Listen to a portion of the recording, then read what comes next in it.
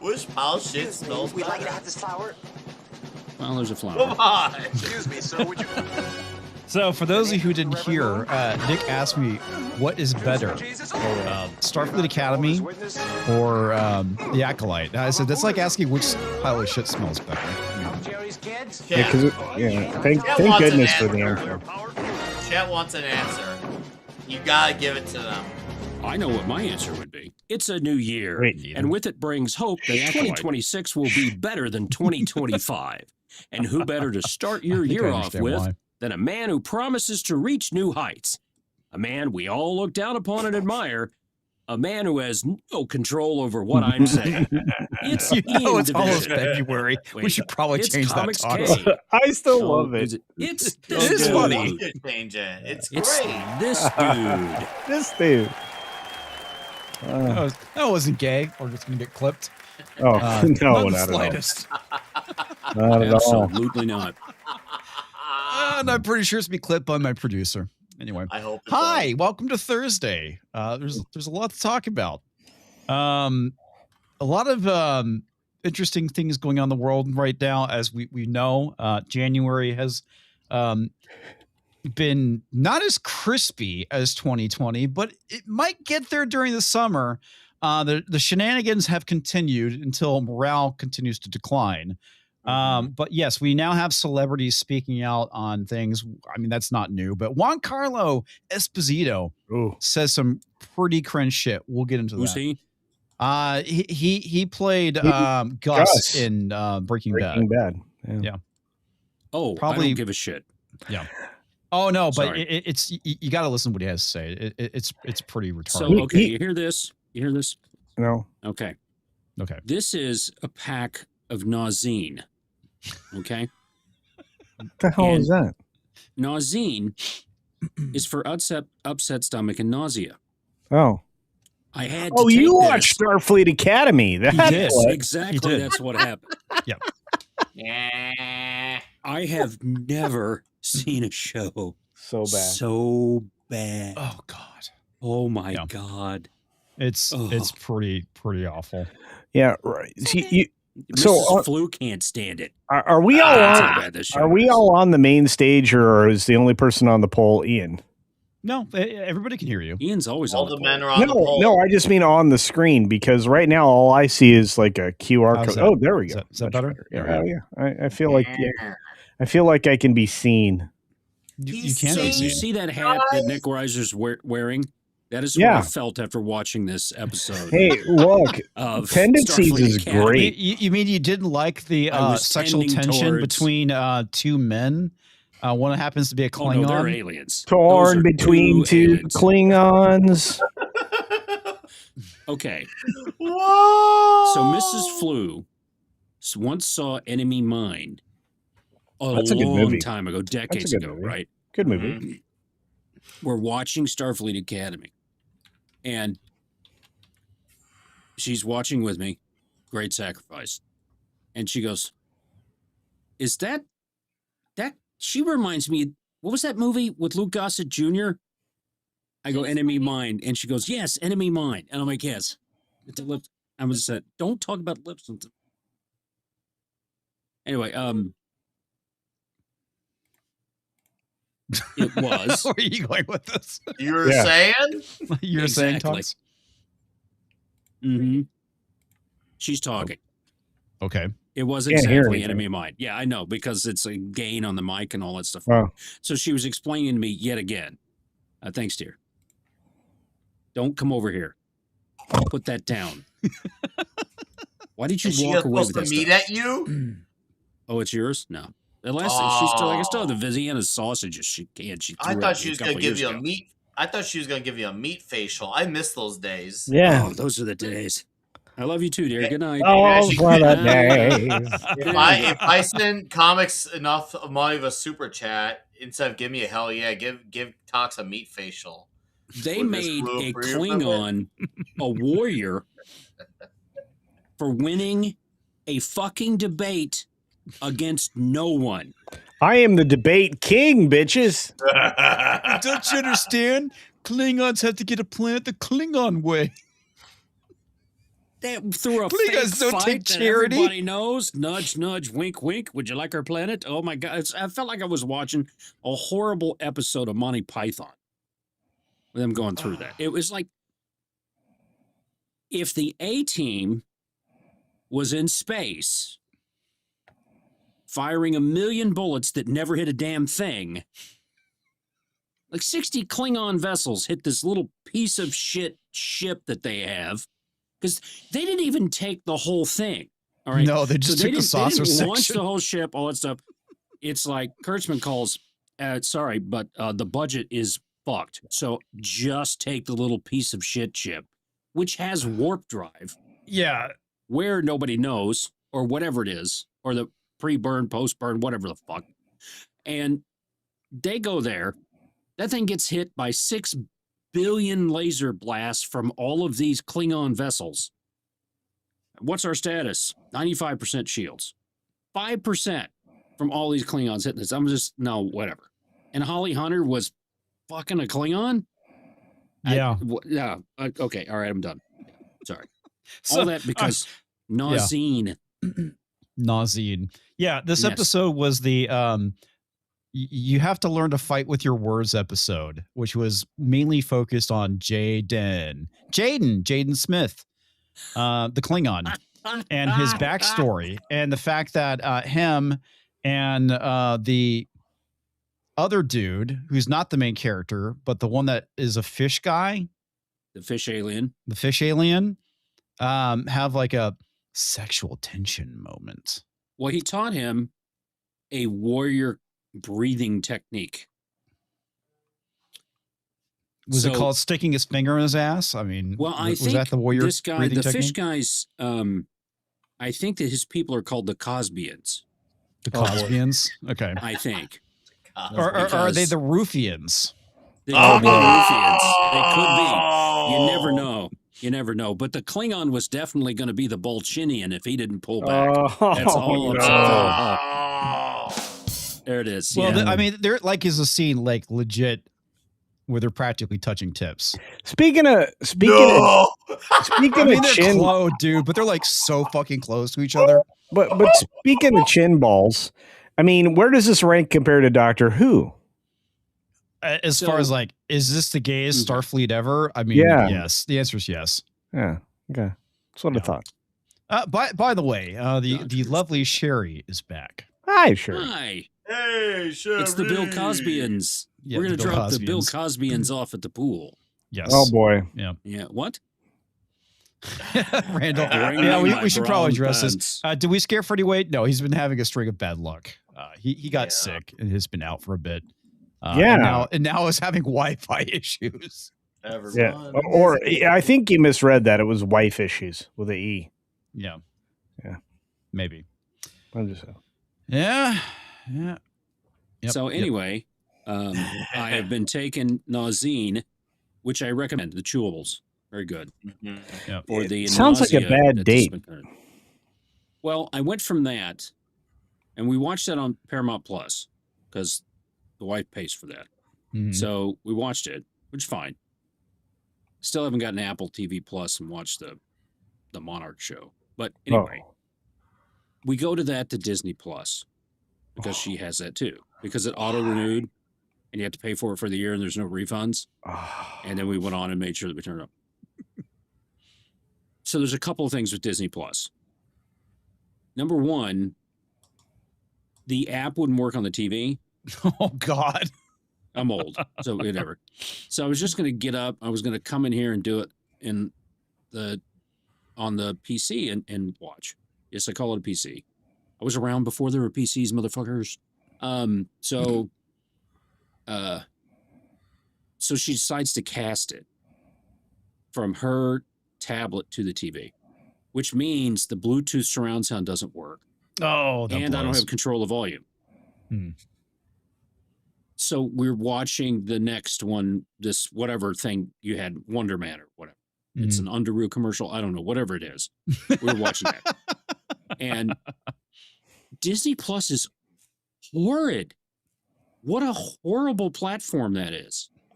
It I crashed can't tell you, once. man. I haven't used this since like 2021. Every 5 minutes. So these episodes for Wonder Man are like 20 minutes longer. Yeah, 30 minutes roughly. Yeah. 30 minutes. Okay. I watched 2 of them in 2.5 hours. Why? Fucking commercials. Wow. In Really? the middle of dialogue, 2-minute commercial pops up. And So, like, starring Brandy Love or like who? James Dean? Who's in these fucking commercials? no. Katie none of those Morgan? things. See, Katie Morgan would be a good. Okay. It's Jenna Jameson. That's, Oh, okay. God dang it. Sorry. Did she Red die Rocket, of she was AIDS or good, too. something? No. No.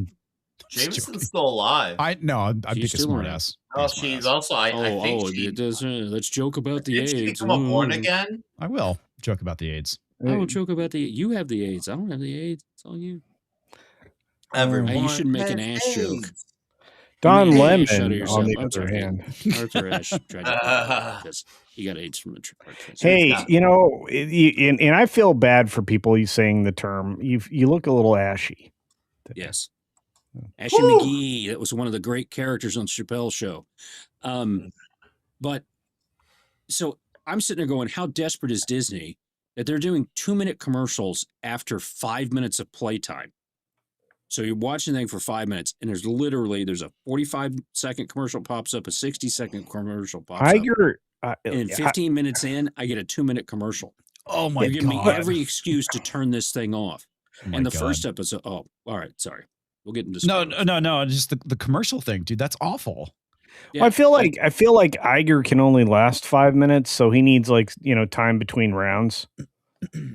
I did not go Oh, to Bob Iger's sexual stamina with Oh. anything that I was saying.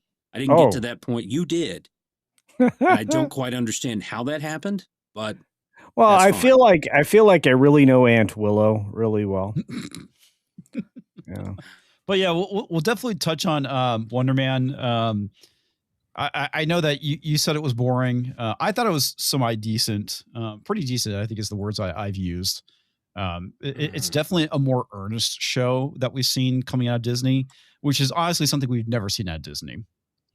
I heard someone say comics that it seemed like they were basically had an original idea for a decent show, but they just threw Wonder Man's name on there for name recognition. I mean, I guess that's a good possibility that they did that. But yeah, and we'll get into it in more detail. I know, Culture, you didn't watch it, so we'll cover it after he bows out. But there's 2 things I want to talk about before we get into the show reviews.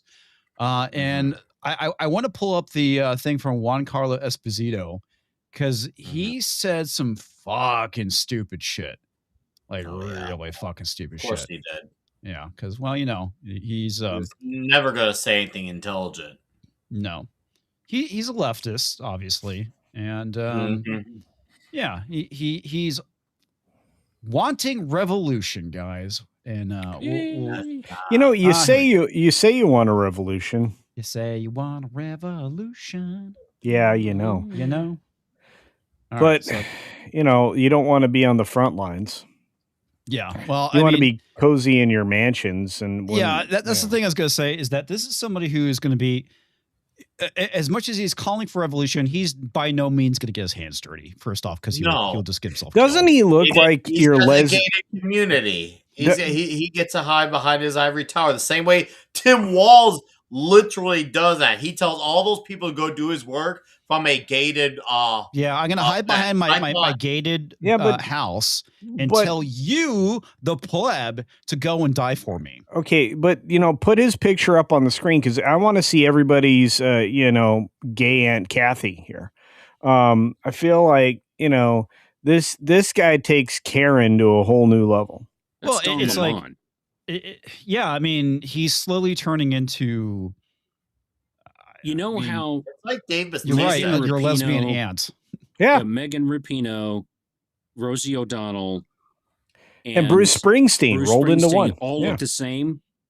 This guy looks like Don Lemon. Yeah, it's like he's having the masculinity sucked out of him. It's like there's something in the Ozempic. Vacuumed out.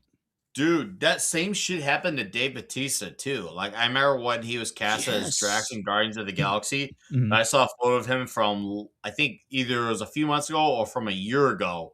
And I thought, oh, maybe he's just losing weight for a role. Turns out he doesn't really have any work lined up acting wise. The dude just looks like he went full on soy.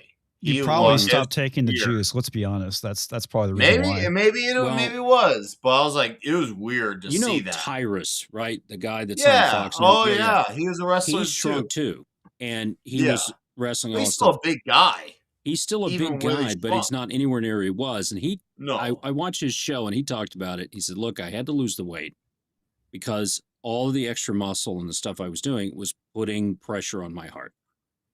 And who knows?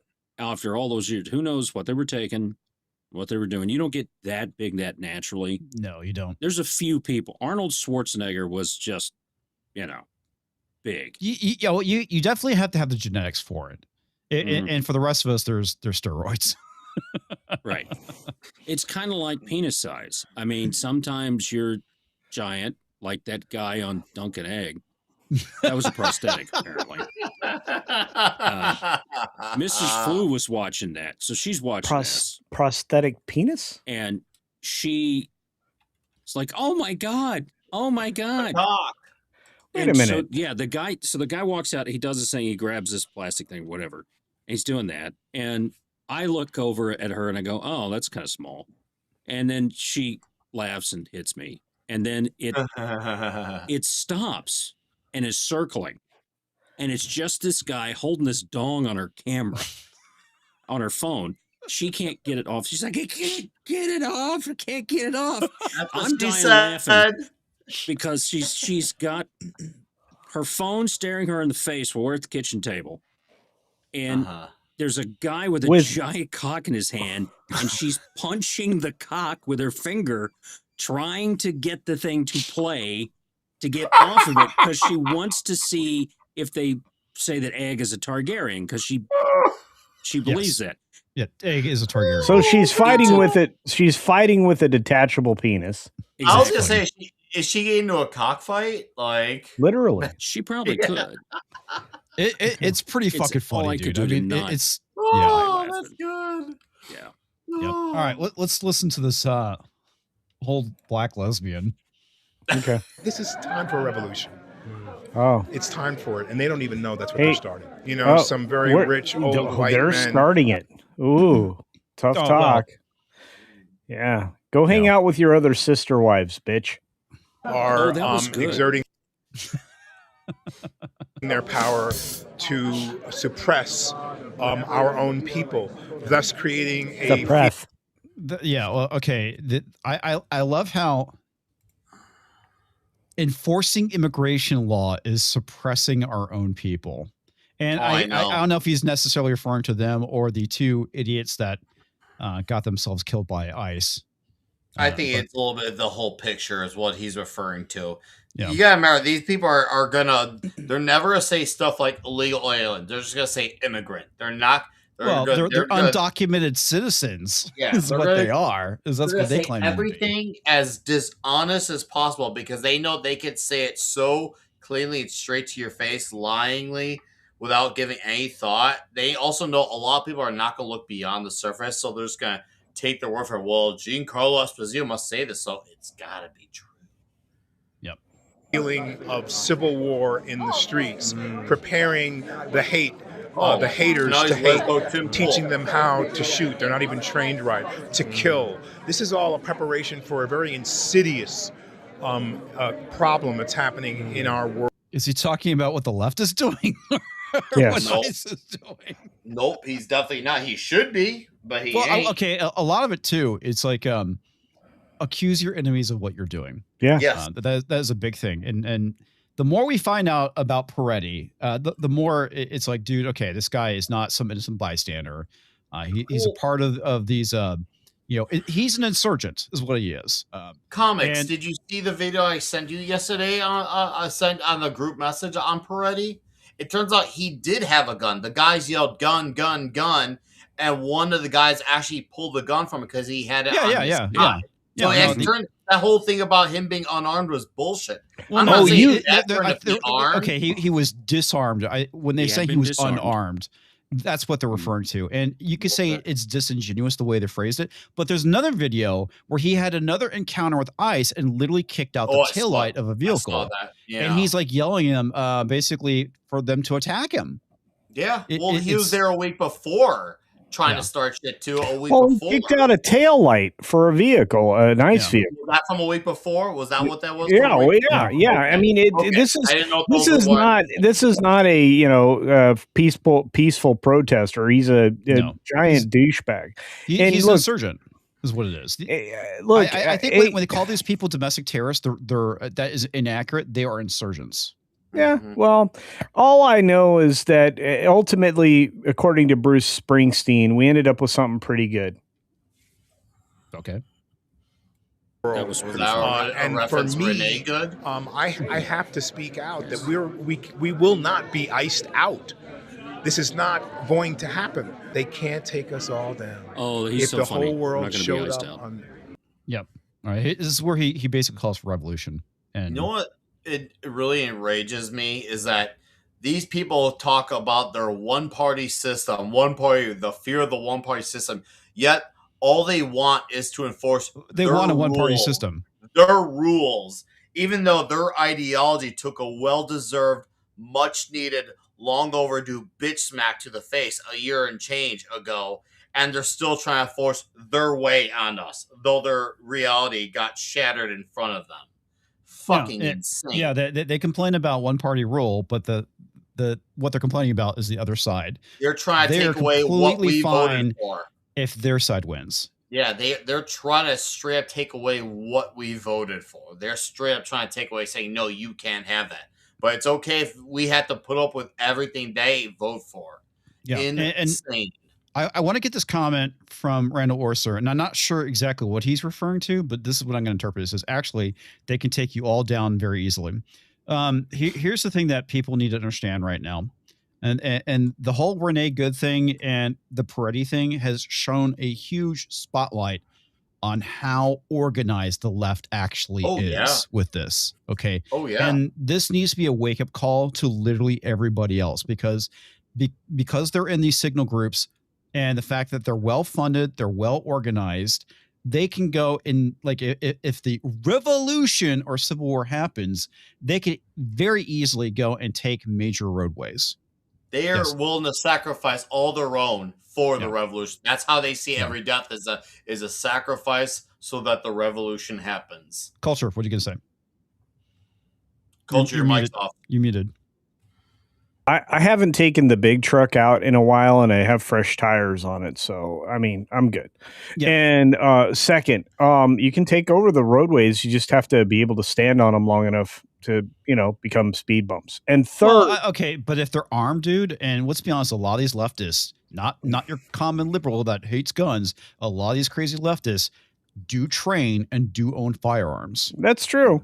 And they should not be underestimated. That's ultimately my point. I'm not underestimating them, but I am going to tell you that breaking news, the entire ruling party of Iran is en route right now to Moscow, trying to seek asylum on an unscheduled flight.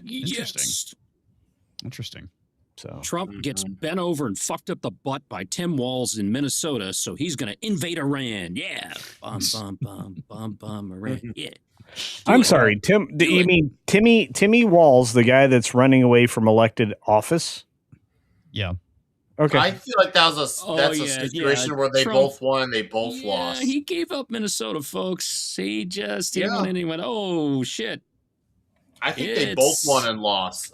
So overall, none of them really won from it. They both lost from it because Walz is losing from stepping down, not wanting to have this fight. Trump is losing in the sense that he's not going all in on deportation. So yeah, it's a lose-lose. Well, yeah, and then there's for all that. No, he won't. Yeah. None of that. No one's going to jail.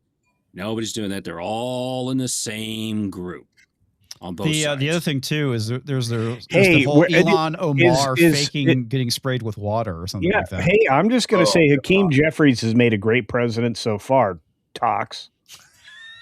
Ah. You have to remember, okay, that whole thing was Tox's Lucky Rabbit's foot, okay? Yes. Mm-hmm. Yep. Yeah. I mean, It's more like a Hakeem monkey Jeffries, paw. man. Yeah. He's. My whole thing on that was they were going to steal the election again.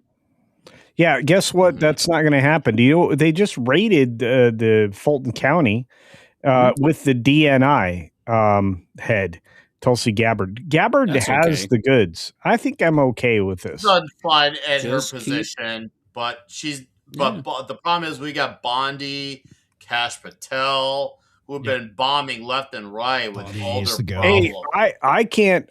There is no way I'm going to argue in favor of Pam Bondi. She is the most worthless.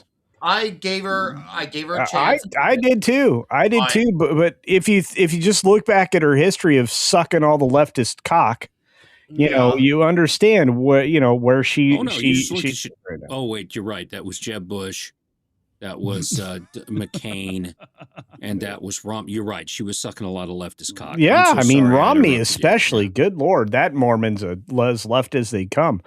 But beyond that, I mean, the Here's some world breaking news for you. is changing. What's happening? Godzillionaire breaking news. He's our correspondent in the Monsterverse. Oh. Just so you know, GTA 6 is sitting on Bonnie's desk waiting for her review and release. When I heard it's on the way. All right, hey, When I heard- before we go any further, let's finish watching the video, okay? Because Why? it's good. He This looks is like where the it gets master. good, man. He looks like what's his name in the Master of Disguise. Wait, All right, go ahead. Let's listen to this. Okay, yeah, put up Ellen again. Let's watch Ellen DeGeneres. Let's go. On Putin's doorstep or on the Iranians' doorstep or in Washington, it would they'll kill 550 million, however, but the rest of us would survive with a new. This is time for a revolution. It's time for it, and they don't even know that's what they're starting. But we have this to be is what strong you've been enough wanting to for fucking know years. We can change the world. We have to change it from within. So if I'm spiritually ready and right, and I'm ready to understand other people and to agree Bitch, to you're gonna be disagree hiding with in your them mansion when and this say, shit happens. okay, let's find the solution together. So then that starts to change things. Not Your by security default. team He's is going to done. turn Not on by you. selling All right. Brown. Shut this motherfucker up. Okay. He just said in a matter of fact, nonchalant way, 50 they'll million kill people. 500 to 50 million people. I'll be okay. No, he said say 500. That's what he yeah, said. 5 to 50 million. Is what he 5 to said. 50. They'll kill 5 to 50 million people, but that's okay. People like us We're going to will be safe survive. in our houses. Yeah. All right, I have news for you. He lives in LA. Yeah, he Yep. does. The number one city that will go first Yeah, It'll be LA. is LA. California, Because why? money. Eat the rich, No way- baby. Eat the rich. No way to get out. Yeah. Well, okay. Everything will There's be that. clogged That's a up. All valid this everything's point. there. Within 3 days, 90% of the people in LA will be dead Yeah. if we have a Mhm. coronal event or something else that cuts the power off. And you Well, just that's any major city, honestly. But okay, not all well, of them. Dallas will be. Vegas is gone. Yeah, and York Austin, is gone. Austin's Miami's gone. gone. okay, so Austin's the big problem here is that the very people that he claims to be supporters, when they start screaming "Eat the rich," sorry, He's the buddy, rich. You're not safe. Look, and this guy thinks he can rely on his security team. Mm. Nuh-uh. Yeah. Yeah. Lindsay, he pulled that some of you won't make it, and that's a sacrifice I'm willing to make. Yeah. Yep. Mhm. That's exactly. You're right. What do these people think is going to happen? Yeah. Yeah. They have no idea, no clue. And Jesus, you should never put an actor on any kind of pedestal. No. And a sports figure, an actor or actress, a wrestler, any of that stuff. You should never put them on a pedestal. Yeah. I agree. met Big Show in person. Oh, I love And the Big Show. we were on a plane. He's getting a on big plane. guy. I had more room where I was sitting and had that stuff. He was sitting behind me with his wife, and he was just stuffed in there. I'm like, dude, I'm on the front seat row. I got both these seats. And do you want to switch? He's like, oh, thank God. So he got up there and he goes, man, not everybody would do this. And I'm like, dude, you're huge. Yeah, he's a big man. He was very nice. His wife was very gracious. He's about all that stuff. And in person, he's a really nice guy. And you I've can heard always nothing tell how but great things about him behind the scenes. Go on, you can always tell how they treat people that are serving them. They were very kind to the flight attendants that came through and did all this stuff and everything. And, you know, he was kind. There were a couple of kids that came up, right? Oh, yeah. And just boom, you know, did what he needed to do, all this stuff, took the pictures. And but you could tell those people that you meet in person, that you have something like that. Wrestlers. Exactly. Wrestlers. Well, you don't put them on pedestal, but you could definitely admire you show their them craft for respect, what and they if they do. show you respect, right? Yeah, they're still regular people who have personal lives as well. And luckily, a lot of the Roddy Piper was great. I've met him. Not recently, of course, but yeah. I have to acknowledge that WG is almost always right, and you know. I was trying to get to this too. Go to that. Click it, damn it. There we go. Yes, Vegas will survive according to Fallout. That's true. Vegas will be early to the party. Now, you might still have some electricity there because of the nuclear plant in Arizona. But and the dam. Although I've seen the targeting package, it actually hits the dam as the first strike. Hoover Dam is toast. So you watched the Duncan Egg episode. You've seen the package too. Okay. Speaking of seeing the package, the Big Show is a big guy. Big man. Hey, by the way, did you know that John Cena had sex with Amy Schumer?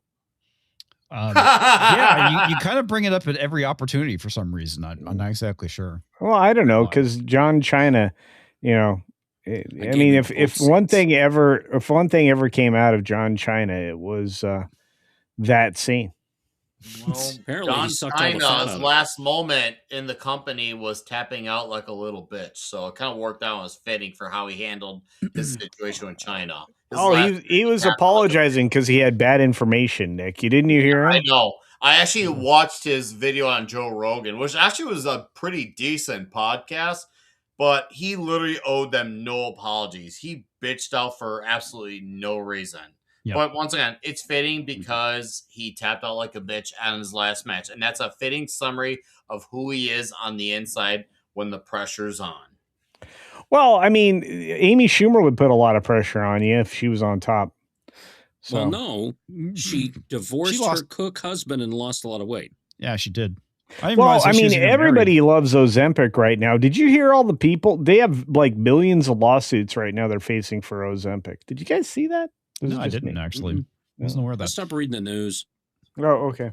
Kind Everything I know, I get from Robert Barnes and Tim Pool. So there you go. Well, yeah, you should be watching me. It'll help. You'll get more nudes.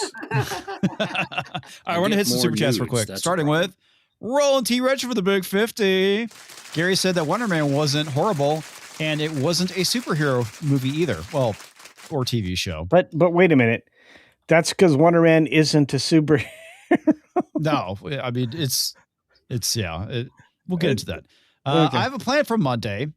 I'm going to Bortox to deletion with my commentary on episode 3 of a Night of Seven Kingdoms. You fucking nearly killed me on Thursday. Ian can finally get a real producer. I was in the back in the private chat, which Roland, shut the fuck up. Just please stop talking. Okay. Can I just say this? Cole Hauser's here, and he said something important. Ooh, with Val Venus? He went to school with Val Venus. Did he take off his towel for you? That's very cool. What was it like when he took off his towel for you? Did he go, hello, man? Hello, man. Okay. Yes, I can read, Rhaegar. All right. TVG Monster for $2 says, worked for me. Hi, everyone. He also says... for another $2, heard this High Guard game is this year's Concord. Oh, plus some. Dude, it didn't last a day before it got nuked. I vaguely heard about this game, and I honestly don't know much about it. So the little bitch that hosts the Game Awards was the only reason that they got a spot and had to create a trailer for the Game Awards show. So he like dropped his like undying love for this bullshit during the Game Awards, and it fucking collapsed day one. From several 100,000 to like 20. And then it went. Is it super cringe or what's the deal? Oh, it is mega cringe, bro. This is the new Concord. Have you heard the controversy surrounding A Knight's Path? That game. There's controversy there? Well, I mean, not from our side. Is that gameplay still a thing? Yeah. It's actually coming back. So I had to wait till the way of culture builds. You had to wait. No, you had to wait till I got out of the hospital, Nick, and got healthy. I mean, like, let's take shots at the guy that almost died. Culture rebuilds his health. That's right. All of that's true. That should be your third channel. Culture rebuilds. Hey, everybody thinks you have penis enlargement surgery and you're just a wreck the next day. That's not how that happens. It takes a while. It takes a while. All that daily stretching. Haywood, Jablo. He said something funny. Woo! Man! For 5 Canadian pesos, remember, hashtag StarFleet Academy. It's only gay if you push back. Hashtag cringe. No, it's if you back up. If you back up, that's gay. Yeah. Pushing back, there it is. Yeah, push Speaking back. Of someone who Speaking of somebody pushing back, he's only here to push back on my hate for Starfleet Academy. Oh, he loves Starfleet Academy. I watched him. His recent shows. All right. Hold on. What? All right, I got to ask Jason something. Okay. All right, here we go. One of my favorite films is not another teen movie. It's Chris Evans, young Chris Evans. They make fun of all these things. Oh, yeah, the pie on his wing. Mr. T's in it, and he comes and gives him advice. He says, "You're so wise." He says, "Of course I am. I'm the black janitor in the movie. We always have the black." Right. The number one Jemadar Klingon woman got her black janitor moment in this episode. Oh God, she did. Yeah, Yes, she did. She did. Yes, And I'm sitting there going, "Holy crap!" And that's when Jason, Mrs. Flu goes, "She looks like Lou Gossett." And enemy, I go, "Enemy mine." She goes, "Enemy mine." Yes. I was like, "This is the same." And then she's walking by here. She goes, "It's the lips. It's the lips." And I'm like, "Would you stop saying that? It's a family show." Yeah. Before we go, I first of all, I have to apologize for being late because it took a lot of effort to get Mindy into bed, and we forgot. Oh wow! We heard that because she's hey, I mean, it does take a few extra minutes when you get older. Well, I'm just she can't walk. Oh, that's right. She's got that. I'm having to actually like be her. Way to ruin a sex joke, Jason. Yeah. Anyway, I'm so sorry. I'm sorry to hear about your wife. Yeah, it does. Got her mouth guard, so I got to run and get that. And okay. So I will be right back. Okay. I'm sorry. We should be finished with super chats. It's no problem. You got to take care of your wife. All right. Yeah, take care of it, man. It's Yeah, fine. we love you. Come on, go away. Eurotrip is better than not another teen movie. Eurotrip is fantastic. Nick Weiser for $5.69. 69, dude. If you want toxic man flu to get a meat facial from Mrs. Flu, give me a hell yeah. Hell yeah. Hell yeah. There you go. Indeed. CO2 Raptor for $10 says, sent an email. Cool. New movie, Attack of the Tox Man Flu, Oda. Around the Casino of Culture, oh wow. a perimeter crate. Hundreds of EMT clones and culture in structures.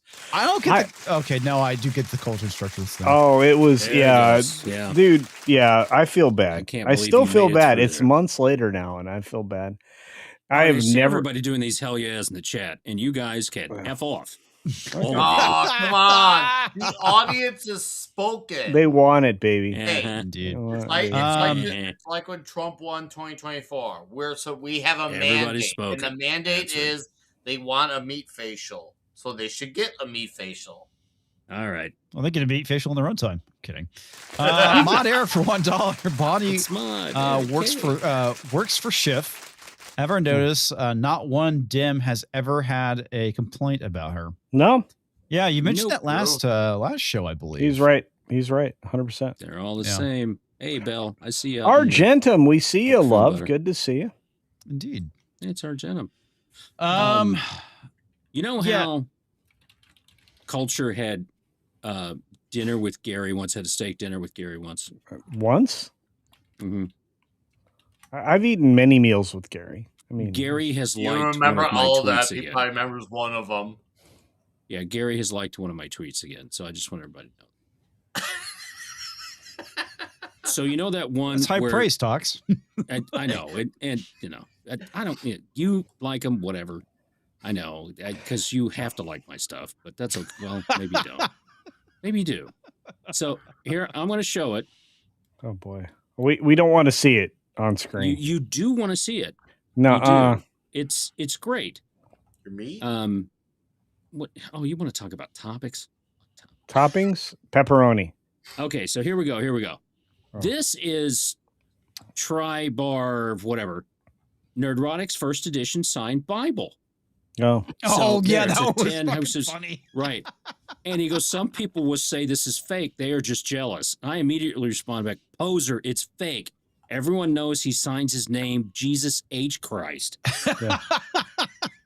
So there you go. Exposed Nerdrotic as a fake. And we got it right there. That's not very nice. What? By the way, Grimm goes, the H is for Hector, and I'm like, it's for Harrison, but I won't crucify you for your mistake. I thought that was good. Oh, that was good. I nailed him on this one, didn't I? You nailed him to the cross. Even speaking of which, Jason, I noticed that there are a lot of famous people hanging out with you on your show lately. Yeah, we had a really good conversation with Peter Jurasek last night from Babylon 5. It's a shame that I missed it. That's true. How come you're not on any of the shows with the famous people? Well, I was actually on the road coming back from a thing that I had to take care of. The thing with the thing. The thing at the thing at the place. Nice thingy. So, yeah, but that's not the first time. Like in the last 3 weeks, you've had like famous people on your channel that you weren't there for. What other famous people have been on my channel? A lot of them. I don't know. People from like sci-fi thingies. So his bad luck with being on with these famous people is kind of a karma thing for having a large penis. And that's kind of what that happens there. Is that what it is? Totally. I wouldn't go bragging about both inches, though. All right. Anyway. So that's good. Speaking of both inches, we're transitioning. That was good. Are we transitioning? Okay. Yes, we are. Speaking of transitioning, BBC. What was that? No, speaking of transitioning, BBC. Indeed. BBC. Dramatic pause. Told to avoid clunky, colorblind casting and preachy anti-colonialist storylines in drama series. Good luck with that. I thought that was required for the BBC. Well, it is culture. As a matter of fact, it is required by the BBC. Oh, no. And apparently the BBC did a study to find out where they're failing. And it's one of those things that this is stuff that YouTubers have been telling these various stations and, movie studios for free what not to do. But they went out and had this giant, massive study done to figure out what exactly is going wrong, guys. And guess what? It's exactly the same shit we've been talking about for last decade. No.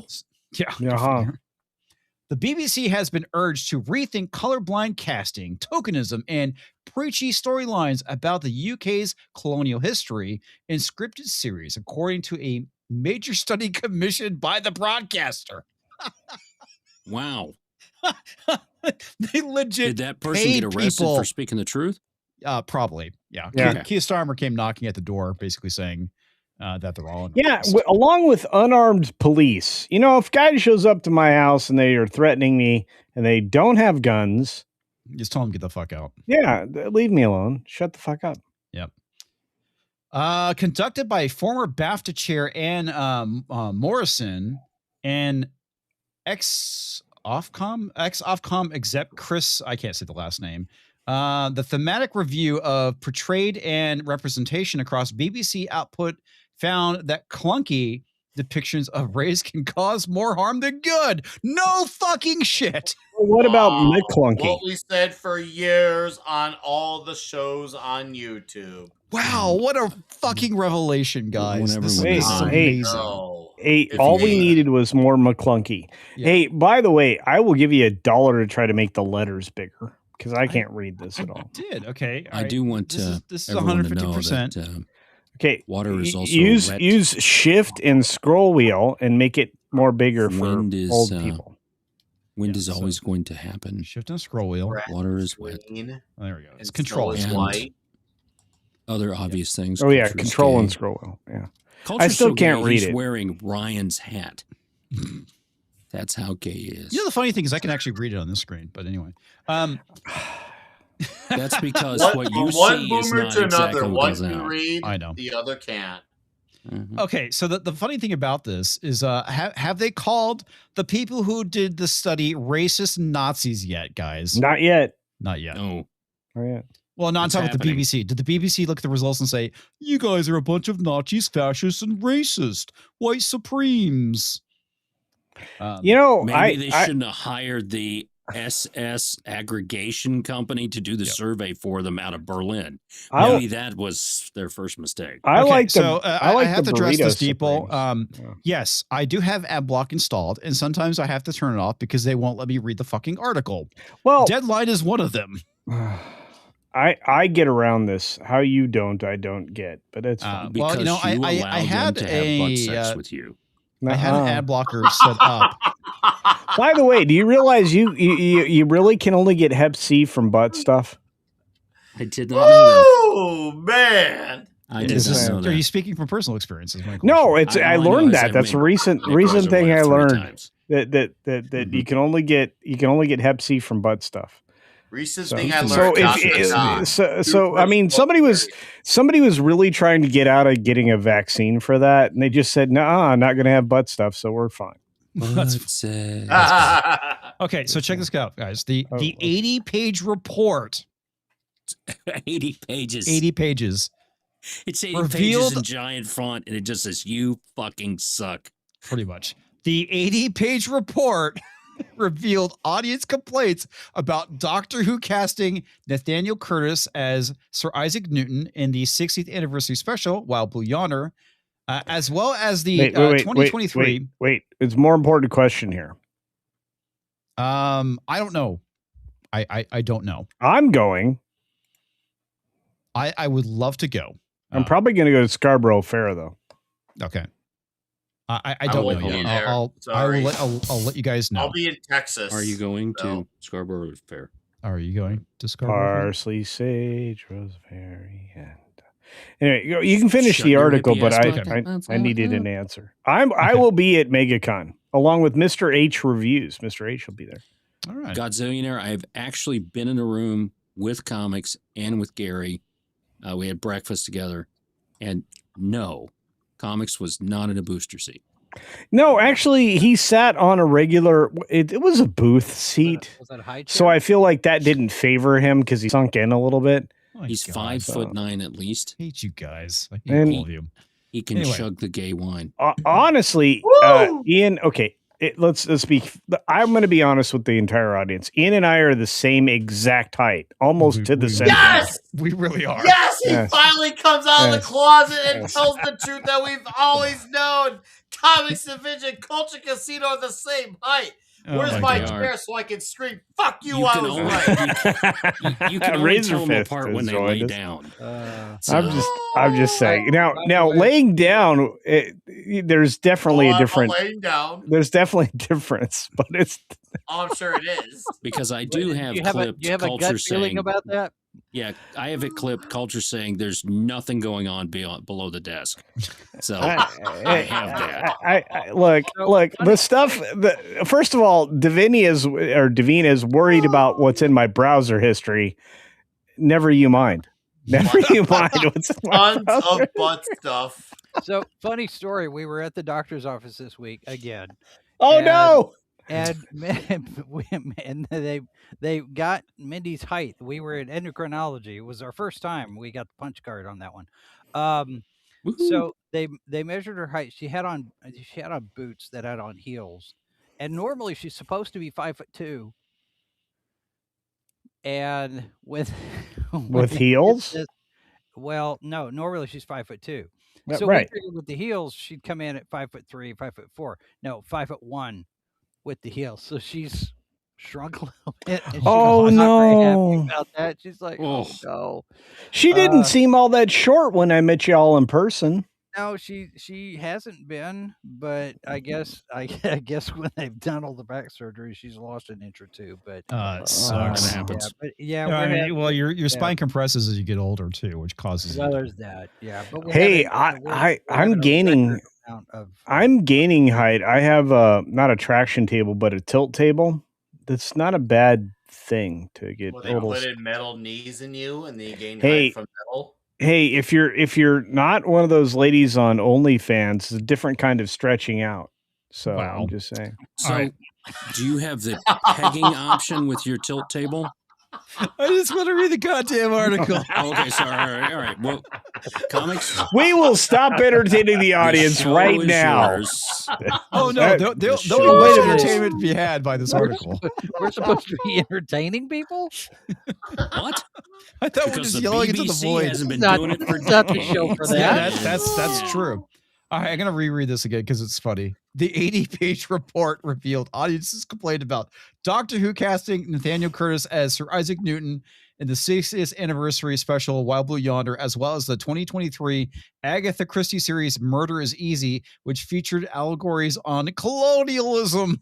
Yes. Wow. Yeah, again, stuff that they could have learned for free if they just listened to their fucking audience. But hey, 80-page report, guys. And finally, maybe we'll sink in. We'll never know. Yeah.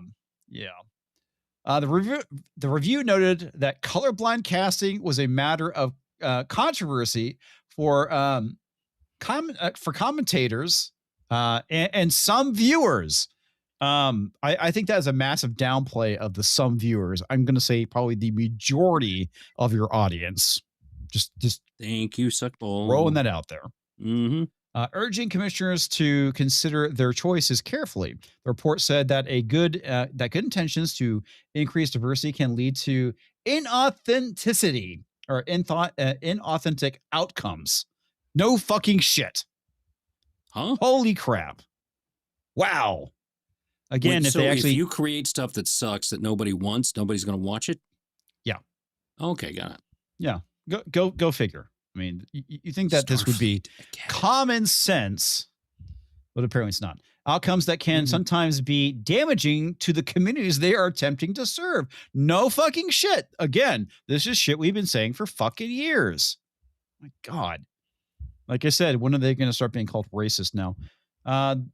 Depicting and what's that? Bigots. Yeah. And depicting an anachronistic historical world in which people of color are able to rise to the top of society as scientists, artists, and artists and what? Courtiers. Oh no, and lords of the realm. Okay, courtiers. Courtiers. Okay, there we go. I think it's French. Yeah, there you go. Oh, okay. So, there may be. Oh, they're quoting a French thing. Oh, yeah, there may be unintended consequences of erasing the past exclusion and oppression of ethnic minorities and breeding complacency about their former opportunities. The reviewer said, "Yeah, I mean, you're basically trying to fucking whitewash history at that point." Excuse me. What needs to be avoided is ethnic diversity, which looks forced and tick-boxed. Wow. And we found our interviewees of color as, let's see. Oh God, I can't fucking say the word.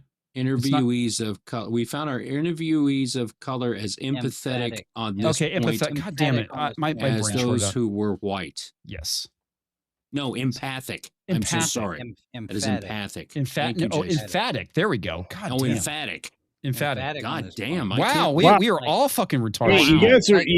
Hey, you guys are not betazoids. You don't know what you're talking about. It's that Cartier thing. They throw one French word in there, and we all surrender. Cartier. Yep. Cartier. Is that what it is? Cartier. I don't know. Anyway. Oh the report said that the BBC efforts to measure representation should be done at a genre level rather than on a show-by-show basis. It said current measurements can lead, and this is the problem, is having measurements, by the way, lead to a sense that there needs to be a smattering of diversity in every program, which can lead to inauthentic portrayals. No fucking shit. A smattering. It added in some case, it's not smattering. Yeah. You know, they film at StarFleet in some Academy cases, this can also look clunky, particularly in scripted entertainment. Yeah. It's Isaac Newton. Yes, it is the not black-washed Isaac Newton. Or Indian wash Isaac Newton. I mean, that is... Or Indian washed, whatever. A mix, but he looks Samoan. I was going to say... Could be okay Samoan wash. I think he's actually like partially Indian.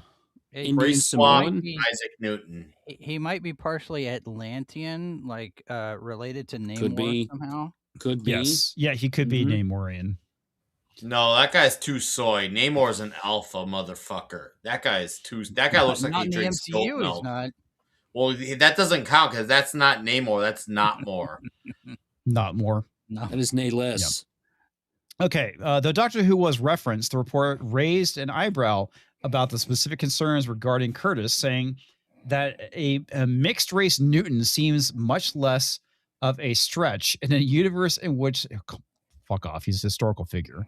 In a universe in which a central character is a time-traveling extraterrestrial who regenerates into different actors. Okay. Bullshit. That they just want an excuse to race swap the character. That's all that they did. That whole shit about the time traveling. Fuck that bullshit. These people are dishonest. Now, if they did something where history got fucked up and suddenly, all of England was now Indians, I mean, that would make sense. But you do it in the context of the story. You're not colonizers.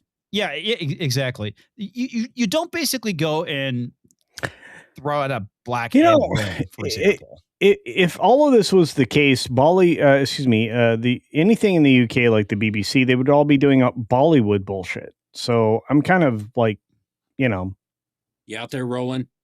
You're going to be watching Cocktail through, baby. Yeah, he is. Yes, he is. Hey, Cocktail's a great movie. I don't care what anybody says. Oh, no, the Bollywood version. Oh, I've never seen that. Yeah. You know what? We were covering movies that were coming out this year, and we're like, Cocktail too? What the fuck? And it turns out it was actually an Indian Bollywood film. It's a Bollywood film. Did you guys hear that Jennifer Grey is going to be part of a Dirty Dancing sequel? Yes, I saw that today. We talked about it's called Dirty Diapers. Well, no, I think it's probably Dirty Dancing, but without like the star. So it depends. Well, if it's about diapers, yeah. Okay. Oh, I was like trying to remember. It's like I was confusing Dirty Dancing and Footloose for some reason. I was like, "What are you talking about? He's still alive." That was Kevin Bacon. Yeah, I know. I was like, "Wait, Kevin Bacon's still alive." That's not. What the fuck is wrong with you? Didn't you just hear me say I, for a moment, confused Dirty Dancing and Footloose? For a moment? For a moment. This magic moment. Whatever, dude. Dirty grandmas. Good one, Bruce. Nobody puts baby in the corner. Indeed. Okay. Except for baby's daddy. But don't. Oh, that was actually quite. That was almost funny, dude. That was good. Yeah, it was. Good. Baby's daddy, because it was dad. Davina is correct. What a feeling. Thank you. All right. Okay. Dirty Dancing 2, Disco Boogaloo. Well, see, they already did a Dirty Dancing 2. It was, what was it? Dirty Dancing 2? No, it was Havana Nights. I thought it was called Filthy Flirting. No. It was literally, they made one. It was called Havana Nights. I know. I remember it. I'm telling you the truth. I know you're telling the truth. There was a television show about it that Jason loves. So. What? Yeah, it's called StarFleet Academy. Oh God. So we By have the a- way, we okay, have a so not only is Holly Hunter like 1,100 years old, but they let her fold up her dirty ass bare feet on the fucking captain's chair. Fuck It was that bitch. pretty gross, dude. But culture, she's a free spirit. She marches to the beat of her own drum. She's somehow. a hippie in space. They Yeah. have done the one thing you cannot do with Star Trek, and that's go full hippie. Because we all know what happens to hippies. They die on Mhm. poison planets. That's exactly what happens. I Well, can't they- wait to probably start the original series starting next week. I'm excited. Oh, So there's anyway. some doozies in that first season that are going to be. I'm gonna do a Nick Talks Trek stream for it. So I'm probably gonna like try to like do a rotate of like panelists to talk about the episodes with. Since I'll be going in as a normie, You're gonna go in blind. I want to have Trekkies on with me to trek me out. Yep. We get to the Ooh, Lazarus trek one. me out, Let baby. me know. Yeah.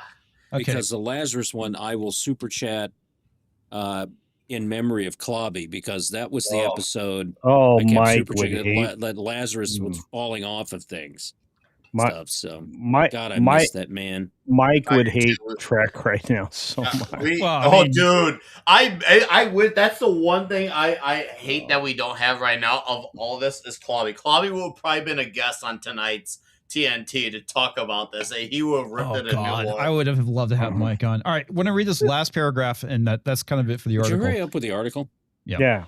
Okay, author Morrison and Banana Traveler, that's what I'm going to call this person, who warned against clunky attempts to boost diversity in storytelling, pointing to the Christie adaptation of Murder is Easy, starring David Johnson. At the time the series aired, director Marvin Gaye, I'm making shit up at this point. Wow. Said the Marvin storytelling Gaye? from the West African Yoruba culture had informed sequences in the drama, saying it was a great allegory story about colonialism. The thematic review said audiences are particularly unforgiving of this if it challenges their expectations of what they have switched on to see. That is very true. If there is an Agatha Christie murder mystery over the Christmas period, they won't expect it to be taken into anti-colonialism struggles alongside the country house murder, unless it is very skillfully done, which it can never be done, by the way. It can't be done, not by the people at the BBC. Good Lord. Right. Indeed. There is a danger. It will feel overly dictated or what? Didactic and preachy. There we go. Didactic. Didactic. What As the if the fuck does viewer that mean? is being lectured or a point is being made heavy-handedly. No fucking shit. No fucking shit. Okay. This is the problem which we've been bringing up for fucking ever. Didactic just means lecturing. It's a fancy way to say just lecturing. Yeah, intended to teach something, particularly in having moral instruction as a motive. Yeah. They Yeah, looked which at is where, basically all of fucking TV and film lately. It's like, look here, we actually, all the fucking time. But look, Because I just that's want to exactly say what is happening. Yeah. Yeah, I just want to say hi to my good friend Keely Chow, who's saying hi from Hong Kong. Indeed. Hong Kong. Yes, he's in Hong Kong. Kong. Let me know if anyone over here has the cream of some young guy. Oh my God, John Cena. Oh yeah, John Are China. you guys hearing that? No, he was too busy tapping out like a little bitch. He ain't gonna be having that cream. Or also pedantic. Yeah, pedantic, overly pedantic. Speaking of over, look, I mean, gay on gay Klingon is the new dingleberry. What do you want in Chinese? What? So, Jason, I got to ask you, did you love the romantic relationship between the Klingon and the fish dude? Where they were touching tips and breathing heavy and almost macking on each other? So I have developed a ritual when watching this show. Is it basically you take a knife and stick it in your ear? We sit down And I get the remote, and we go over to Paramount Plus, and we go over to. And you StarFleet put Academy. one electrode on your left ball Right. and one electrode on your right ball. The screen is there, and before I hit play, I look over at my wife and I say, "I hate this show." And and then as the episode progresses, at some point when they get to the commercial break where it cuts to black, I hate this show. And then keep going. And probably about 2/3 of the way through, again, cut to black. I hate this show. This episode, in some ways, it actually is more coherent than the others. But on the flip side of it, it's one of the stupidest things because one, with great coherence comes great retardation. Nobody can. Nobody cares about me. Pronounce any of the Klingon names properly. Kalis, not Kalish. Kalish. Is that what they were trying to say? Was Kalis? Kalis. Yes. And oh my Kalish, god! I was like, wondering what the fuck they were talking about. And, it's like it's Kronos. It's not whatever the hell they're saying. That's Scottish. Kalish is a Klingon color, as established in one of the books. Bigot. This episode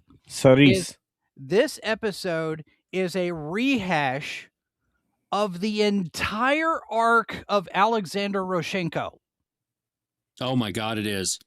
It is. It's Alexander ends up on the ship commanded by General Martok with his father Worf as the first officer, and everybody thinks that he's a wimp because he doesn't want to be a warrior. There's that time travel episode where older Alexander comes back because Alexander ended up being a diplomat and got his dad killed. Mm-hmm. Mm-hmm. Alexander's been weak, soft because he's been Alexander's also part human too. Yeah, well, yeah, he's a quarter human, and so everybody looks at him as less than. But this episode his mom was hot as hell. Is the encapsulation of all of Alexander Roshenko's story. Mm-hmm. Except for one thing. The Klingon polycule. Did you guys catch that? Yes, it's a polyamorous relationship. So the woman was having sex with all the guys. Let's normalize as much perversion as possible, but here's some perversion. Kohlhauser says that Cocktails is a great movie. DuckTales is a great movie. I don't know about Cocktails. Cocktails is well, okay. The one thing too, how can they be called a Klingon empire if you don't have an empire anymore? It's just a bunch of ships. Well, the other part of that too is they just casually mention that Kronos has just been destroyed, gone for however long. Oh, by the way, the Klingons are the colonial fleet at this point. You know, which ship is the Galactica? Yeah. There is not an original idea in this entire series. Well, he did kind of look like Lauren Green, the guy that was the head of the Klingons. Yeah. So I do want to. I'm sorry. Go ahead. No. I'm not eyeing you. I'm eyeing the show. It's just fucking stupid. So Jason, just what? Go ahead. No. All right. So Jason. Yes. They had a Klingon who refused to be a Klingon. Mm-hmm. Get taught by a part Jem'Hadar, part Klingon,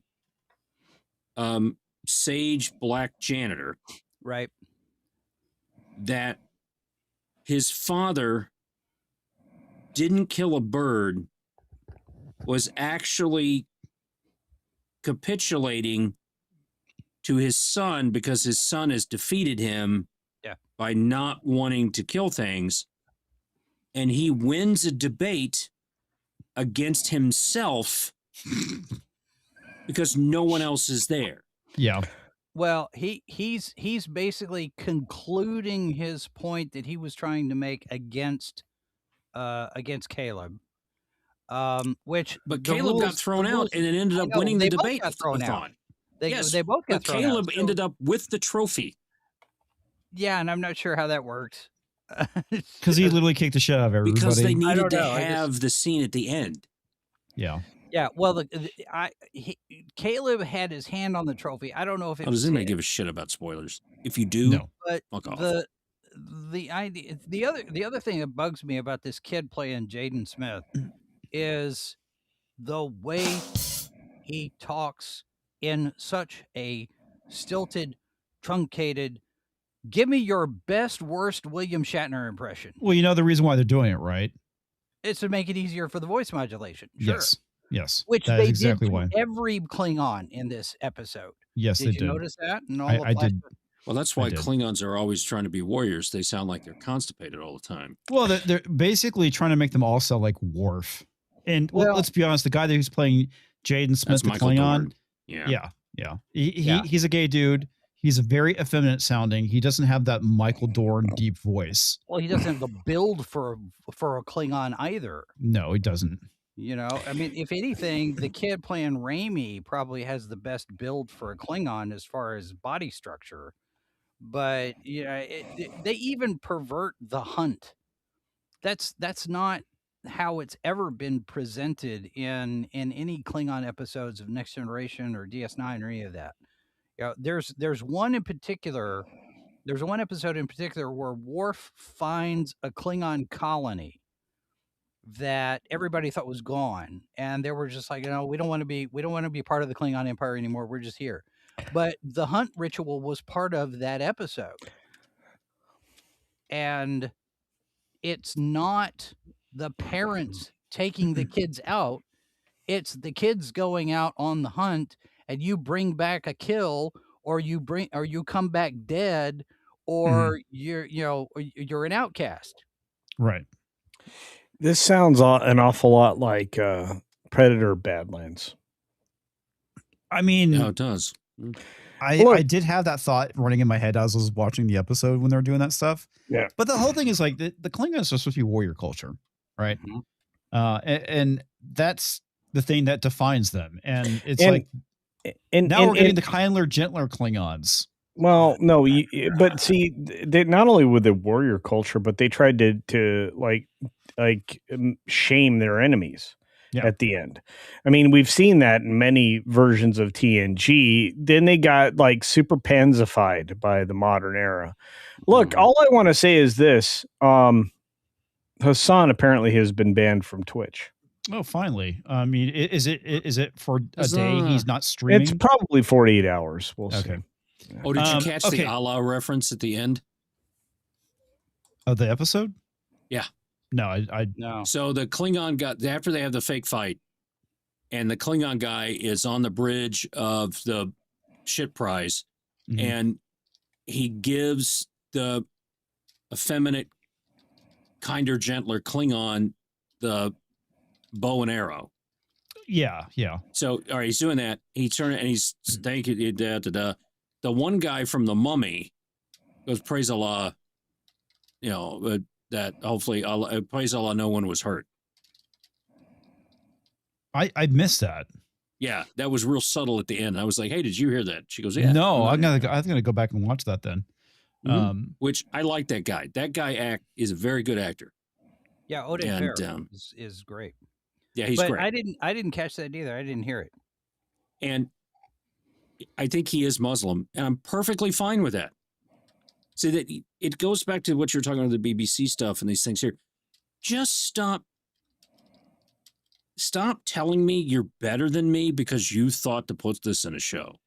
Well, I think honestly, I'm not gonna say that in Star Trek everyone's basically atheist, but they never really talked about religion in Starfleet.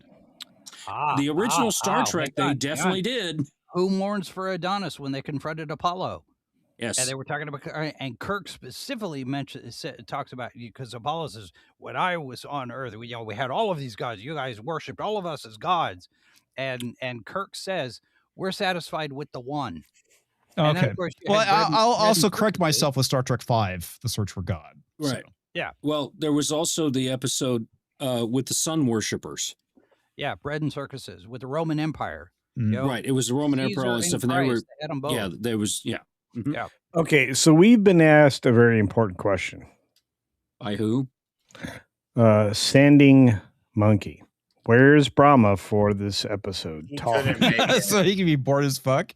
Yeah, I mean, and look, he would just push back with his super straight narrative and his God-fearing narrative. And I'm okay with both of those, but a lot of people on this panel don't believe in either, especially the straight part. Brahma's spending time with family. So just will say that. Yeah, he's spending time with the family. Yeah, and he wouldn't appreciate, this this conversation around butt stuff. I don't know. He's seen it. He's been around enough of our butt stuff. I'm just saying that. Anyway, yeah, the show itself is fucking retarded. E. Clay's out there. What's up, buddy? Hey. Did you say E. Clay was retarded? No, I said he's out there. I said the show is retarded. The show's retarded. Hey, by the way, I have exceeded my being awake time by a lot. Oh, that's right. You need to go to bed. I needed to go to bed like an hour ago. But hey, ho ho, Culture Casino has to go. Hey, to bed. Ho. So again, hepatitis C vaccine apparently means that you are into butt stuff. I didn't learn that. I learned that today. I didn't know that. I wouldn't even say it's factual. I'll just say it's something that I was told. What was your experience like with the butt stuff? I can't even answer that question. Never done the butt stuff, but all I gotta say, Culture, is thank you for showing up, man. It's good seeing you. We've missed you. I miss you guys. I'm glad you're feeling better. Missed you like Minnesota misses gunfire. Well, most of the time. Is Alec Baldwin here? Anyway, no, it's Minnesota. Oh, no. Wow, all of a sudden I feel Ilhan Omar is on my side. Oh, shit. Baldwin's coming to Florida. I forgot to mention that, Culture. You should go. Culture, you're just saying that. I hear things are going to get a bit rusty there. Hey, look, apple cider vinegar doesn't smell great, but, it's also something not to overreact to. I guess MAGA country is taking sour juice in the face. She's used to it. Her brother used to give that to her all the time. Hey! It's a cultural thing. Everybody, calm down. I mean, what's a little incest between your brother and sister? Anyway, I'm going to go right now. What's a little incest between family members? Apparently, I mean, seriously, they're the Targaryens. Went off. Wow. His gun did just go off with her help. All right. So I'm going to go. Thank you for having me. Get some sleep, Culture. Get some sleep. Yeah. Feel better, dude. We've missed you and I'm glad you're here, man. I feel great. Seriously, if I was not taking some of the drugs I was taking, I'd be more awake right now. So fair enough. Good to see you, dude. This is the most hot stuff and all. This is the best show you've done with us in years. Or months. Yes. Years. Since last year. Decades. That actually is true. This last year might actually be true. It's true. So thanks for having me. And comics, I miss you. And miss you too, man. I'm looking forward to MegaCon. Even if you don't come. I mean, if you pull a Kamala Harris on me, do not come. It'll be what it is. I'm just gonna say, wow, dude! I wasn't sure where you're going with the Kamala Harris bit. Well, as far as her husband's willing to go. Does that make me Tim Walz? Fuck you. All right, I'm gonna go. Everybody, check out Culture Casino channel and everything else that I represent, which is mostly these dicks on Dick's Division and my friends. On Dick. And check out Jason. Jason's doing good things, and he's even nice to women. And I'm apparently not. You sure about that? Sure. Well, one at least. I know Mindy. He's nice to her. So I got the perfect thing to play you out. You're gonna pull me out? Okay, I'll let you do it. I'm even being nice to my ex-wife right now. Oh, you son of a bitch! No! Yes! Oh no! Find it.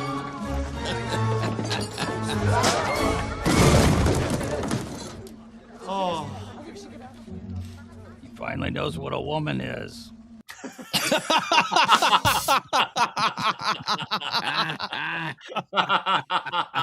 that was good. I had nothing. I was like, "Oh, what the fuck am I gonna say?" Good. Oh, it's good. Oh God, no! That was amazing. Jason, that was beautiful. You should be proud of yourself for that one. Telling me where God. to go. Well, okay, Tox, there was a delay for me. That's the reason why I didn't get to it. Because I saw that it played more than I was like, oh, fuck this. Because I had the no ticket thing already queued up. You had that ready to go? Yeah. Yeah. That's funny. Sorry. All right. Star Trek Fleet Academy sucks. Yes. Let's talk about Wonder Man. Who's seen Wonder Man besides myself? I saw the first 2 episodes. Okay, you saw the first 2 episodes. I have not seen it. I have not seen it. It is probably the most earnest TV show that the Disney Plus has put out that came from Marvel. Like legit. I've seen the first 4 episodes, and it's not the best show. It's not the greatest show. It's a pretty good show, I would say. I know, Tox, you said it was boring. The first episode. Yeah. What did you think of the second episode? Second episode was better. Is it Ben Kingsley? Ben Kingsley. Both the 2 actors, great. Ben Kingsley and the guy he is great in this. Simon. Yeah, he's fantastic. Oh, he's their chemistry flattery. Yeah. Oh, fuck. I hate he's good in this. He's good. Okay, and the second trailer that they released, I was like, wow, this show might actually have some promise to it. And the actor who plays Simon Williams, which is Yaha Abdul Mati, he's been in a number of things. He's a pretty good actor. He played Black Manta in the Aquaman movie. I like him as Black Manta. Yeah, he's great. Kingsley obviously is fantastic, and the 2 actors actually have some really good chemistry together. And the thing is, this is not a superhero show. It is a show about 2 actors, an actor and an ex-felon who is an actor. And it is actually done pretty well. It just so happens that one of these actors has superpowers, and he's auditioning for a role. Basically, there was a movie that he watched with his dad called Wonder Man, and they're doing the remake of Wonder Man, and he and Ben Kingsley are both auditioning for this part. And that's kind of like where a lot of this is about. It's about these 2 individuals. So Ben Kingsley, as we know, was the Mandarin. He played the Mandarin, and it turns out he is real name is Trevor Slattery, and he goes to prison, gets out.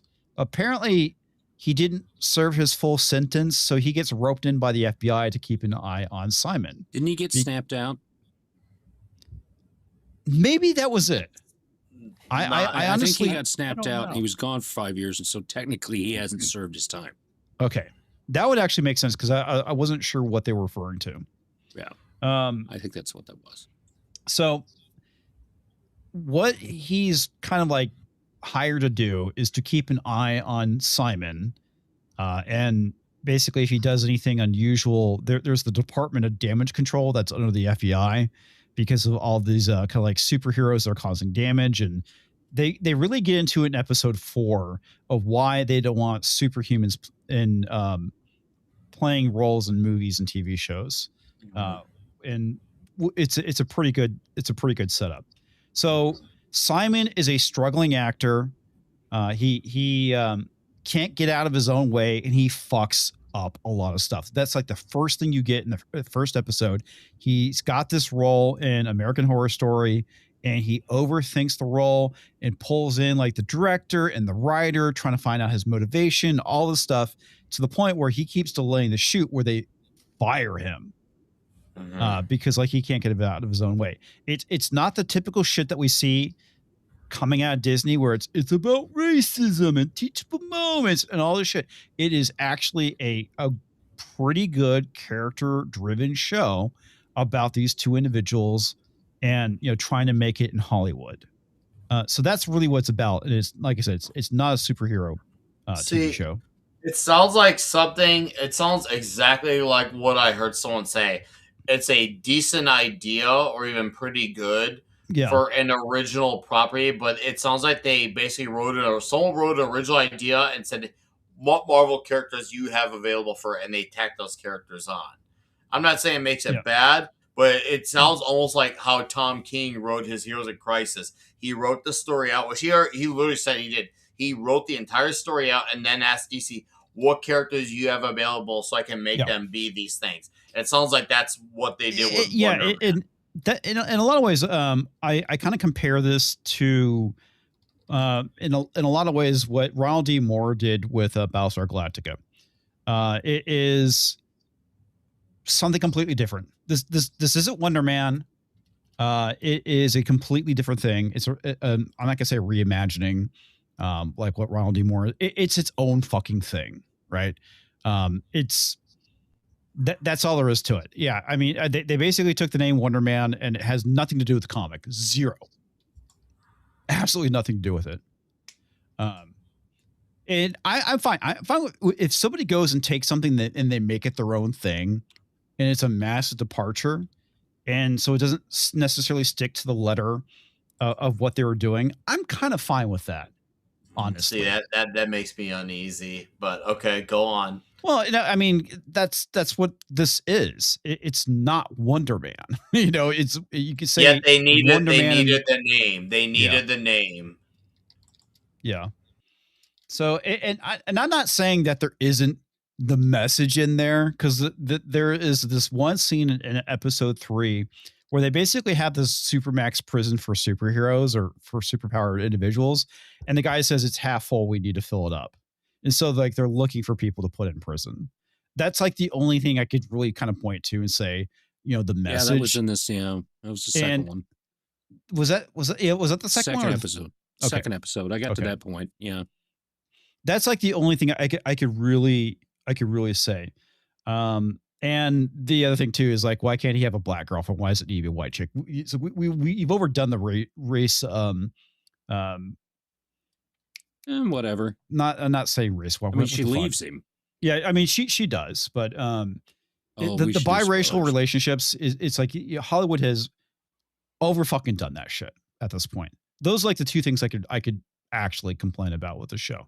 But when it comes to the actual story about these two individuals, it's a good story. It's pretty good. Like I said, it's not the best thing. It's not the greatest.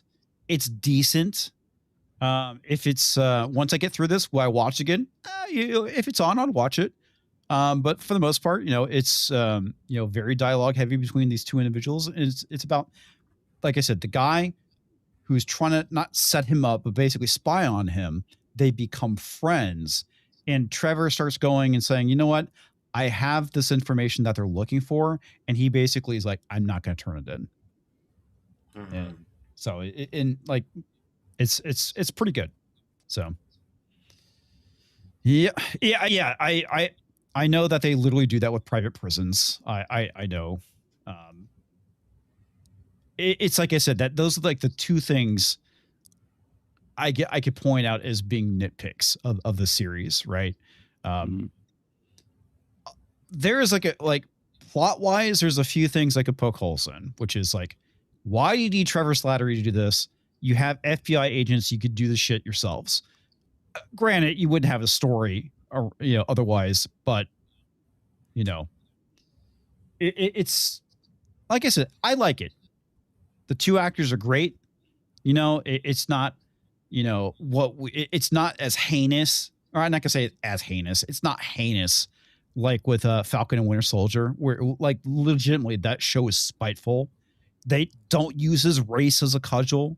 All of Simon's failures are of Simon's making.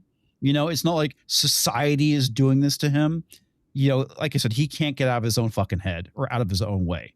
So his mistakes are all his own mistakes. So, and that's good. That's what we need to see. Hey, Freddie got his Wi-Fi working. Look at that. Hi, Freddie. Freddie got fingered and got his Wi-Fi back. Yeah. I did, and it was consensual. Remember that, YouTube. Yeah. Well, hopefully you'll get Hep C from your Wi-Fi. That's all I'm saying. Yeah. That's not what we want. Freddie, reach around. Reach around. Oh, reach around. Is this the gayest thing? No, there's really no gay characters in the show. Oh, and so the first episode was really slow. Yeah, it was. It is. There was but I haven't seen all 4. No. But well, I mean, there was a total of 8, but yeah. Yeah, there was a build up that was subtle in the first one. Mm-hmm. Like I completely missed the episode that happened with him in the bathroom after she left him. Mm-hmm. I thought their apartment was just near elevated trains because I lived in New York and Chicago. The fact that it was rattling. It was rattling and all that stuff. And I'm sitting there going, that was like my apartment in the Bronx. Yeah, I know. So I missed that. But it was well acted. Ben Kingsley proves again why he can act in anything. Yeah. And in any part. He was very good with that. I really like the guy's agent. She's hilarious. Oh, yeah. Yeah. Janelle. Janelle is funny. And the first 10 minutes I had texted, or I put in the group chat, that just 10 minutes and I'm out. The first 10 minutes of setup and stuff was necessary for you to understand him. Mm-hmm. However, it was so painful to sit through, I nearly just gave up. Mm-hmm. And that's, they tried to tell that story, tried to give you that, and they just did it 30, 45 seconds too much. Like when they say, okay, we'll move the moon. That was too much at that point. I get the point of where he is and all that stuff, and you could have said that he wasn't going to get the part and kick him out. Well, the funny thing about it is like, okay, not that I've worked in the industry because I haven't, but I have worked on films before, some of them independent, and I've seen that mentality with actors before. So, I mean, it's like I saw what they're doing. It's like, oh man, you guys are fucking nailing that. Because sometimes it's like a lot of people, actors, they want to leave their mark, and so they'll want to do certain things. And my whole thing is I don't have a problem with taking suggestions. We'll shoot my way. We'll try your way, and I will pick the best one. Don't be insulted if I don't pick yours. Mm-hmm. That's kind of how I operate. So I do like collaboration, but the at the end of the day, when you're the director, you have the ultimate say on how things are done. And the fact that they did that whole thing where, he bogged down the shoot to the point where they're like, fuck it, we're writing your character out. Right. Wow. Yeah, it was pretty good. The troll says it roasts Hollywood as well. It does to a degree. It really kind of shows you in a lot of ways how superficial Hollywood is. Yeah, I think they did a really good job of kind of capturing that. Mm-hmm. Well, and bad behavior attitude is not the only reason why a character would get written out. I mean, if we go back to Star Trek for a second, Grace Lee Whitney, who played Yeoman Rand, mm-hmm. and Jennifer Lane, who played Cass in Voyager, both of them fired and written out of the show because of substance abuse problems. And really, you can't be here anymore. It's causing too much problems with the production. And Jennifer Lane spiraled. My God, the stories that she has had such a rough go of it since then. But it's there are stories out there all the time about actors who, they get a big head, they're full of themselves, they want to be the one in charge of the show, they want to run things, and somebody sits there and says, you might be number one on the call sheet, but above the line it says director, mm-hmm. producer, studio. Yeah, that happens a lot. I thought it was so I got through episode 2, and I thought it was a good scene at the actor's house, the guy that was in Beverly Hills Cop and Matrix, Joe Papito or whatever, Pompolito. Oh, yeah. He plays Cypher. Yeah, the guy plays Cypher. I've got to let the tree have some sun. He's got a live tree in his living room, and that's just hilarious. I thought that was really good. Joey Yes. Pants. Joey Pantaleone, by the way. Yeah. Just because I love his That's name. the guy. Yeah, he's in it another was good. episode too. There's actually some payoff with his character. I watched Kata's review because apparently Kata watched all 8 episodes already. And the thing that he pointed out, which is good because this is something we've been missing from shows, is that there's something that happens in an episode and it pays off later in the series in a future episode. So the whole thing with his character, or him, whatever, because he's playing himself to a degree. There was some payoff later on in a future episode. So I can tell you, it seems well written. It is. It actually is well written.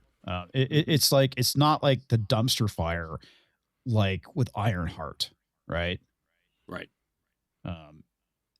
So it's like I said, it's a very earnest show, and I understand people have their complaints. People don't like the race swap. I'm not a big fan of it either. But like I said, there's certain things I'm okay with. It's when you take something and you make it your own, and that's what they did with the show, right? I mean, they're not remaking a Wonder Man show that I'm aware of, other than the fact that he's a comic character, and he's nothing like the comic book character. So yeah, I like I said, I don't have a problem with that. Taking it and making it your own. And honestly, I'm a huge comic book fan. I don't know the first thing about Wonder Man, Neither do but I I. could tell you about like all the different types of Avengers teams, like the breakoffs. I know some obscure characters, but I just don't know. Like Wonder Man has just never hit my collection. I mean, I have thousands of comics, and I don't think I've even seen him in any of them. So yeah, to make been it part of this the Avengers. seems cool. I saw Kata's. I actually didn't know that. I guess I that's on me. I've maybe seen him as like a group dynamic, but I know he's like super strong, right? Yeah, he's part of the Avengers, a very essential line. My concern, Cox, I get where you're coming from as far as make it their own, but where I get concerned is the precedent that sets for other characters going forward. Before you know it, Warner Bros. Is gonna say is, oh hey, maybe we can make Absolute Batman the version of Batman on screen. I want the detective. I want the gadgets. I want the rich guy. I want the guy who does work for the working class the way they do in this. Well, I think in Absolute Batman, and that's one of where the I'm things like, that ooh. this can work only with certain characters, right? If you were to go and take a major character like Spider-Man, Captain America, Superman, Wolverine, whatever, something that really truly exists in the zeitgeist, and you reimagine it, it could work or it won't, right? And that's part of the reason why I bring up Battlestar Galactica with Ronald D. Moore, because that show when it came out, at least for me, I fucking hated. I really did. I fucking hated the show because it was not my show, right? And I think a lot of fans feel that way when something gets remade, especially when there's a lot of attachment to it, that it feels like it's not being respected. And I ended up reading a blog post about it. This guy was kind of breaking things down. I was like, you know what? He's kind of got a point. And so I ended up, once it got picked up and became a series after watching it, I was like, you know what? This actually isn't too bad.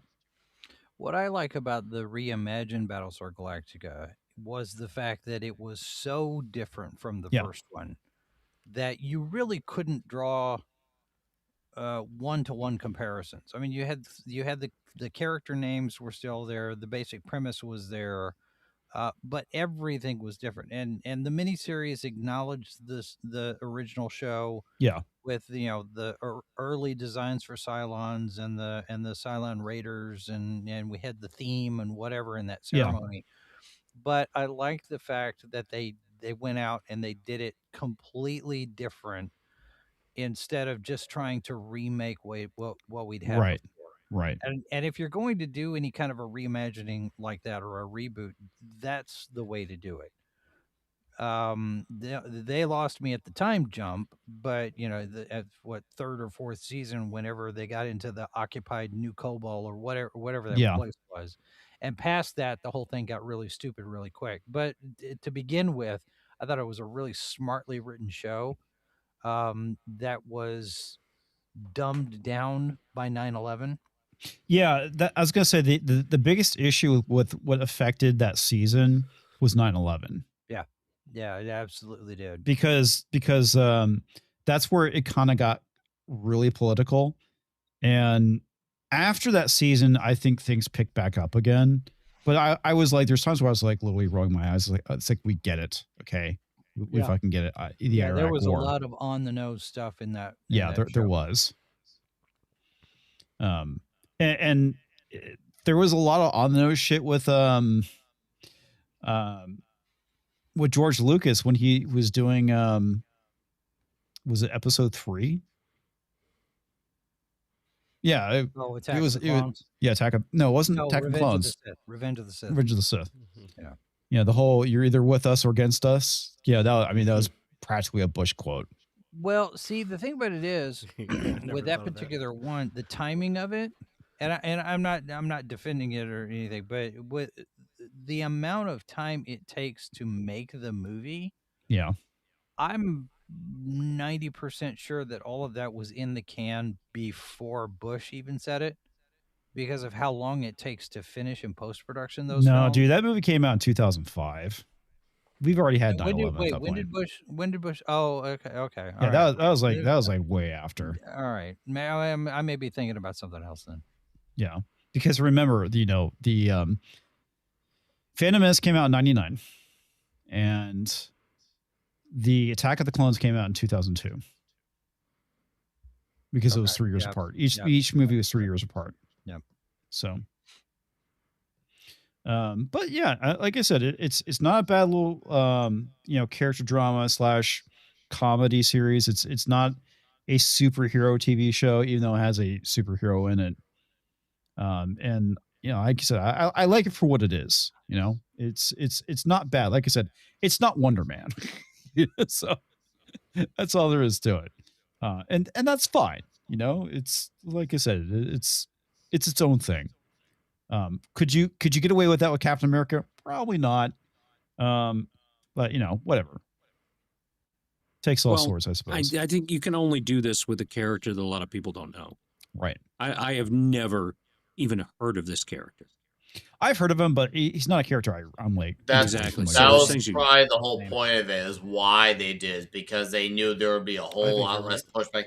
It was the same reason why Kevin Feige mentioned in 2019 why they chose to make a lot of the changes that they did to the Eternals, because they knew by going for a lot of the changes that they're going for, they were significantly less popular. Therefore, there'd be significantly less pushback.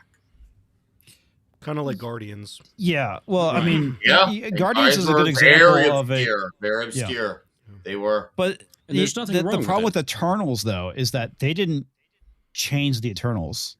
I mean, they no. Okay, hang on. They changed the Eternals, but they didn't, redefine it, right? With like what I'm talking about with like Battlestar Galactica. They didn't take it and make it their own. They just basically did a bunch of garbage and made it boring and stupid. Well, they gave what's his name, Icarus, the bad Superman trope. They gave him the evil Superman trope, and Cersei was a completely different character from the books.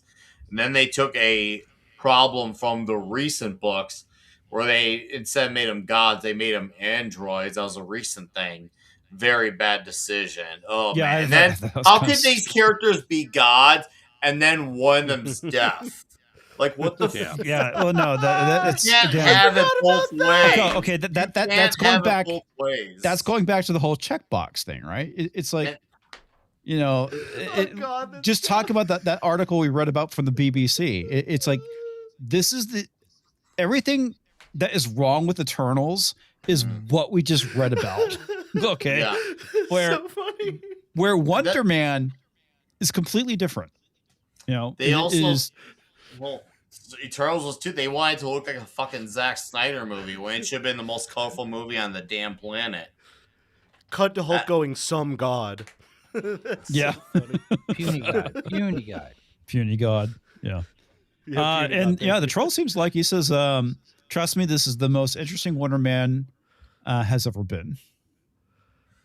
It's a low bar. Fair enough. I'll take that. Yeah. I mean, like I said, not a huge Wonder Man fan. I can't speak to that. But like I said, what I sing on screen, I have no complaints, really. I mean, it's when I initially heard what they were doing with it, I was like, Jesus, this sounds fucking stupid.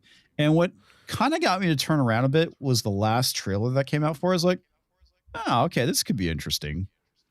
And I haven't got to the point where they start getting into the commentary about the modern audience stuff, because that's like literally, I'm think Marvel is kind of poking fun at itself in modern entertainment.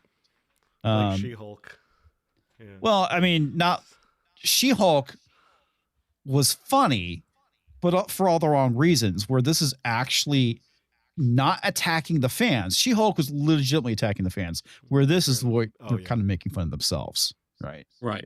And, I'm excited to see that. Well, I think this is they've finally understood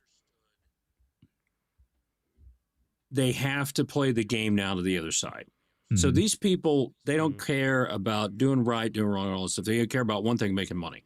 Yeah. And they've gone to the point they have run out of other people's money. And now it's time to start taking money from the people who have it. So they're pendulum swinging back the other way.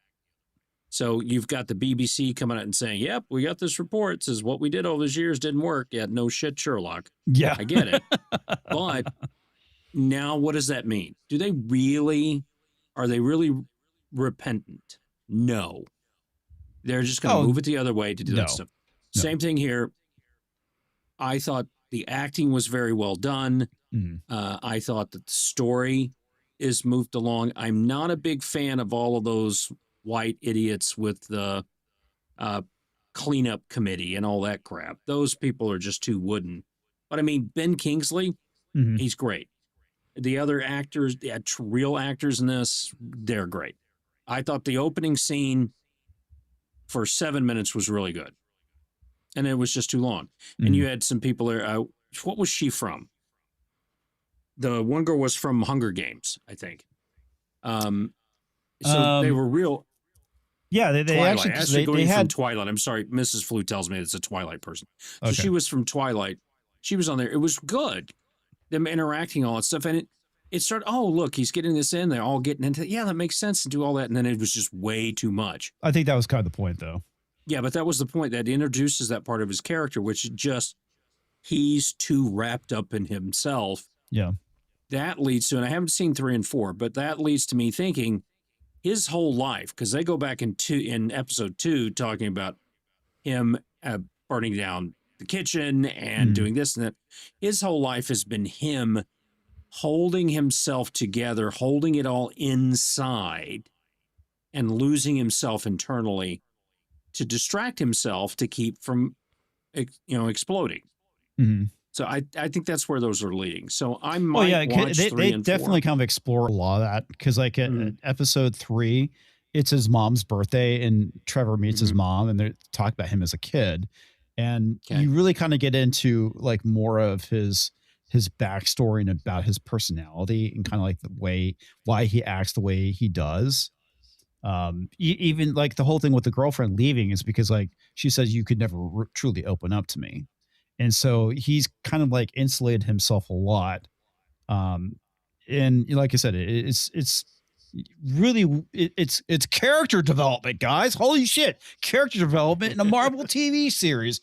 Holy shit. We've actually never seen this before. Yeah. I mean, I know it sounds like I'm mocking it, but it's true. And out of all these fucking TV series that we've seen coming out of Marvel, 0 character development, 0 growth, 0 accountability for their own actions. It's always somebody else's fault or society's fault or racism, all the shit. No, and this one, it's about himself getting, Simon getting in his own way, which is like the vast majority, I would say, probably of most people's problems. Yeah. Accountability? What? Yeah. Yeah, right? Imagine that. Yeah. Crazy. So, and like I said, it's it's not a series that's gonna fucking knock your socks off, but it's a good watch. It's a fun show. It's pretty decent. It has these good character moments and some comedy in it, and it's not like the typical Marvel humor that everyone's so fucking sick of. You know, it's not this over the top nonsense that we've seen with CG and all this crazy shit. You know, it's a lot more grounded. It's what we've been needing to see coming out of the MCU lately. It's not this big CG spectacle, you know, that we're kind of used to seeing. Thank God, because I'm fucking tired of it. You know, it's very much a character driven show. And the funny thing about it, Marvel or the MCU or Disney dropped it all at fucking once because apparently they had zero faith in this show. And it's actually probably one of the better shows they put out. And they didn't fucking promote it. You know, they Echo treatment. Yeah, they gave it the Echo treatment. And honestly, this show doesn't fucking deserve that. It is a much better show than Echo. It's a much better show than Ironheart. It's a much better show than anything I've seen come out of Disney's MCU in the last 6 years. Mm-hmm. In that case, if it does well, it'll be more impressive, and hopefully it'll teach them something, if possible. Hopefully. Yeah. I don't know if it'll do well. I mean, there's been enough damage done. We all like the Fall Guy and a couple of others that have just done nothing. And the marketing's not there, all that stuff. Yeah. And I think the marketing's been a little better for this. But didn't all the episodes drop at the same time? Yeah, they dropped them all like yesterday. Disney Plus dropped them. So they did an Echo. They dropped them all at the same time. Boom, all that. Disney's given up. Like I said, for me, I would have watched the third episode, but the commercials, felt like every 5 minutes, there was at least a 60-second to a 2-minute commercial.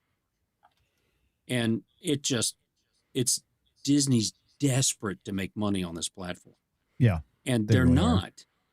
Streaming was always a failing model. I said that I'm going to pull a Tom. I said that from the beginning, back when people weren't saying that. And they were calling me names, telling me I was wrong. They were burying me. And no, I came back because I'm right. So if you're going to say it like Tom, you got to say it loud. It was me. And expletives and colorful metaphors. Yeah. Double dumbass on you. But that streaming model was never going to work. And they've bitten themselves in the foot. And Jason had said something a couple of weeks ago. I actually listened when he said something. And NBC is starting to do pilots again and starting to do commercial type broadcast stuff. What has been the popular stuff?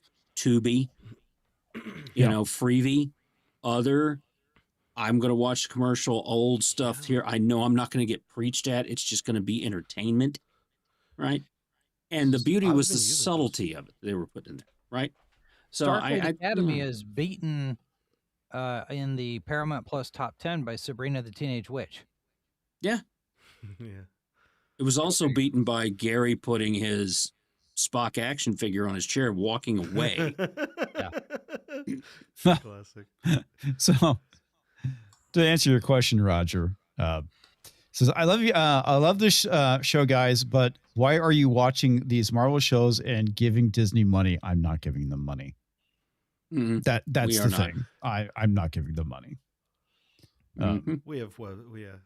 Yeah, that's kind of the thing. I mean, you probably missed my earlier statement. Is that I haven't had Disney Plus since 2021, and the only reason why I had it is because it came free with Verizon. Mm-hmm. When that year was up, I fucking canceled it. I don't give Disney money. Period. Unless I have to watch a movie in the theater for Friday Night Tights. No, that's a little bit different. I can't remember what ours came with. It was a package, but I don't remember which one now. Yeah. I also want to say for the CGI thing, by the way, for what Comics was mentioning, you know, that really brings me back to a show we just mentioned, Battlestar Galactica, where so much of the fun of those shows, like a Star Trek or, you know, on, where it's not necessarily the effects and the CGI and how crazy things are. It's the characters, right? It's the people around things. Yeah, there's a balance of CGI, not that there's none. There's the ships and stuff, but even most of that's models. But that said, it is all character-driven stuff. Yeah. And there's that other show I can't think of based on the movie where they go into those portals. Stargate.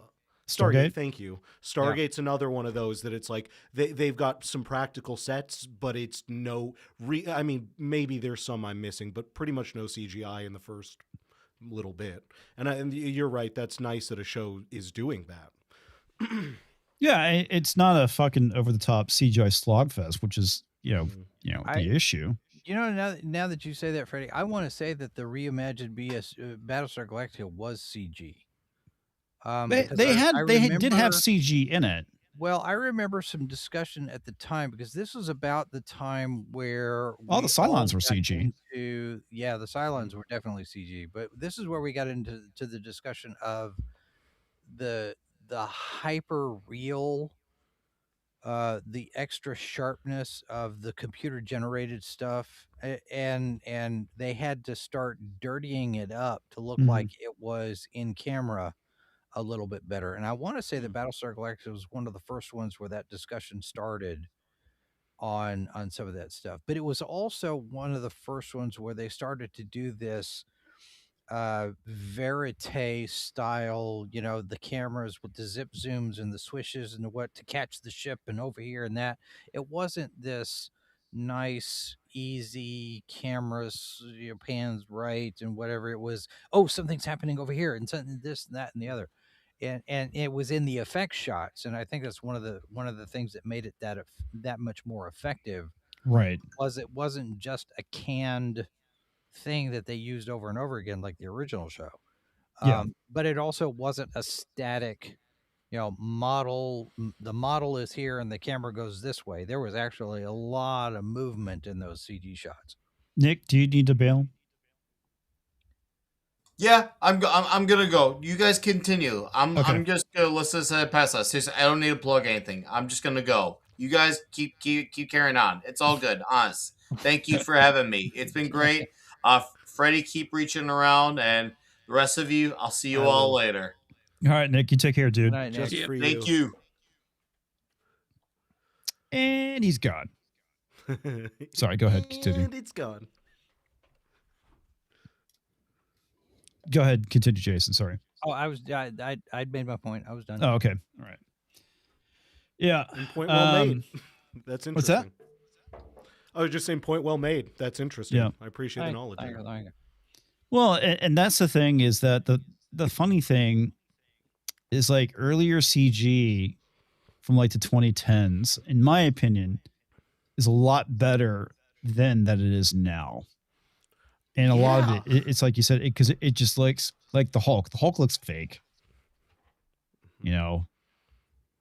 whereas the shit that they did for Pirates of the Caribbean 2. I was just going to say that. Yeah, I mean, that shit was fucking top, not CG. Thinking that. What the fuck happened to that shit? Sorry. Yeah. What happened was the studios couldn't make up their mind and have a stinking script ready.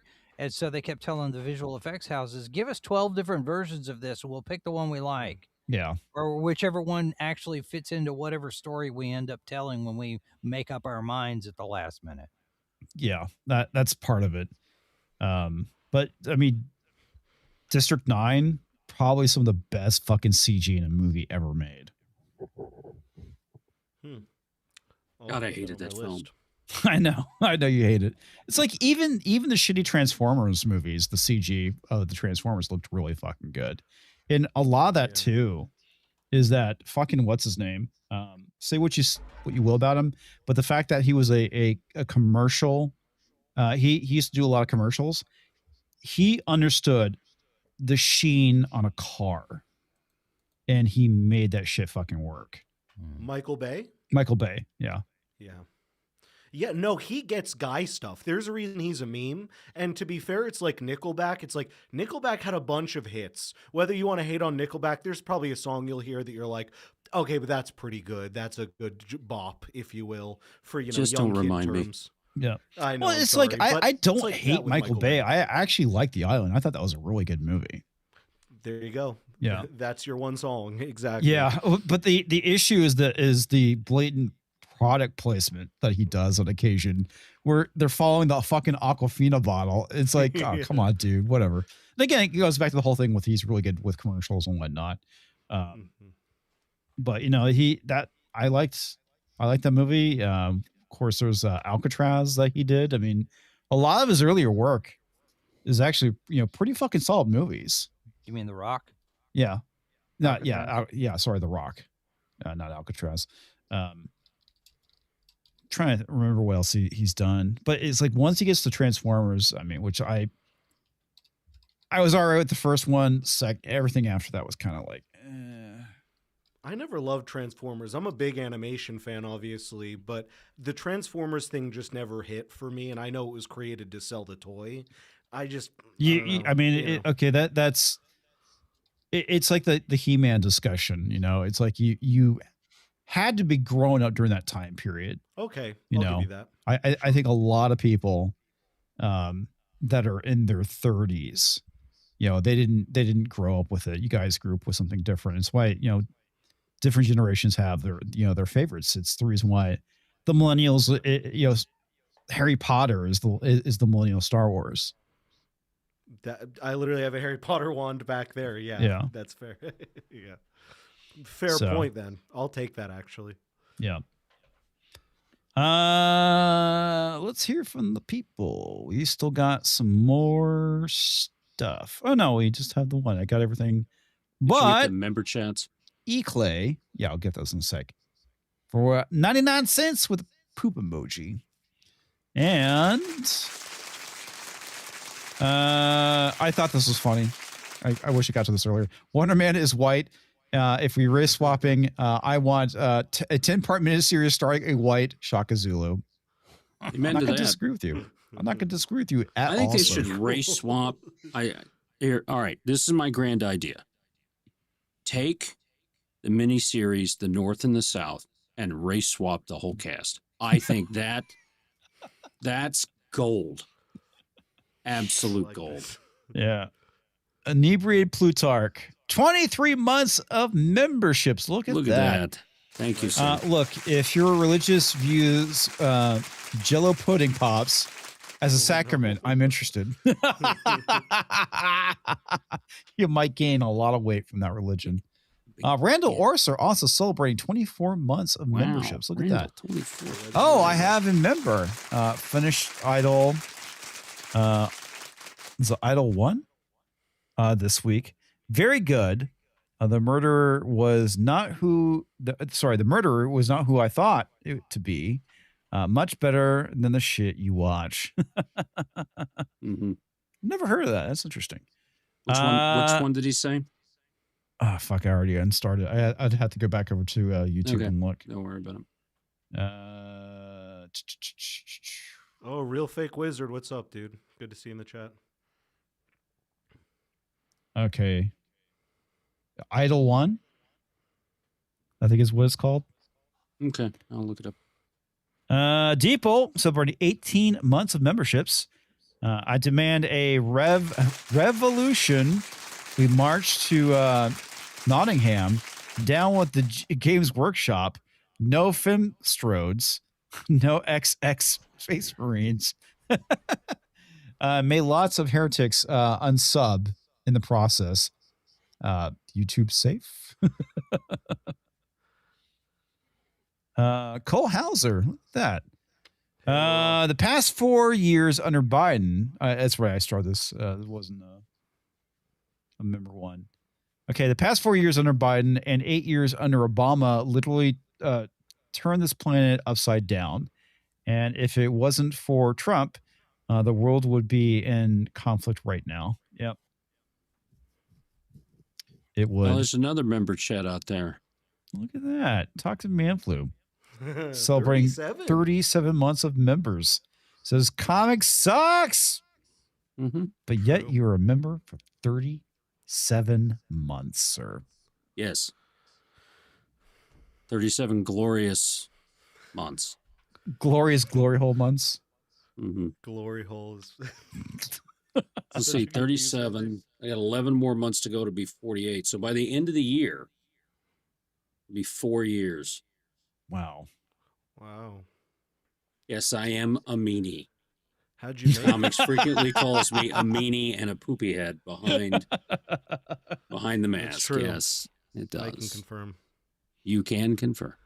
Are Indeed. you a blue meanie? Or Is he no? a screaming meanie? No. None of that screaming happens. All right. I think we are done, folks. We are done for the evening. So we can get rid of spoilers and we can go. I just gave Brahm a bowl membership. That's funny. Oh, wow. Look at that. That's good. All right. Let me go grab this real quick.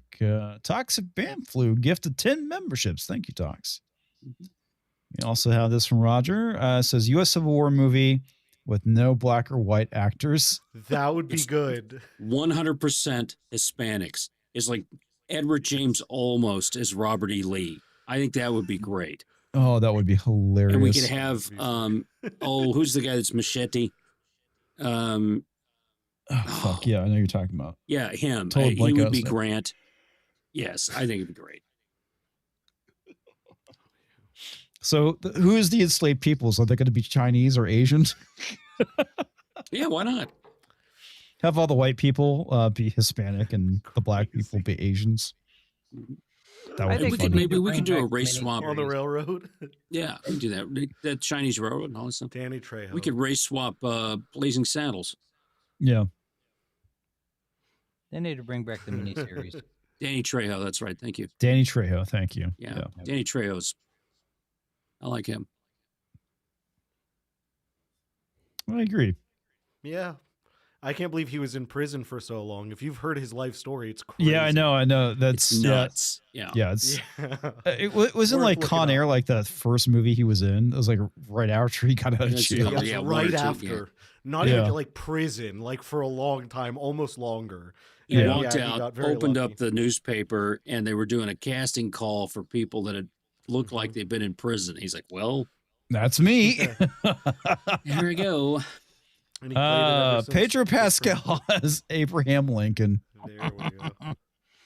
Well, he is gay. But see, the funny part is Pedro Pascal would be cast as Abraham Lincoln and John Wilkes Booth. That's funny. Yeah, he'd be playing. I love this Bravo. He's like, now I can join the watch parties, laughing my ass off. Thank you, Manfrew.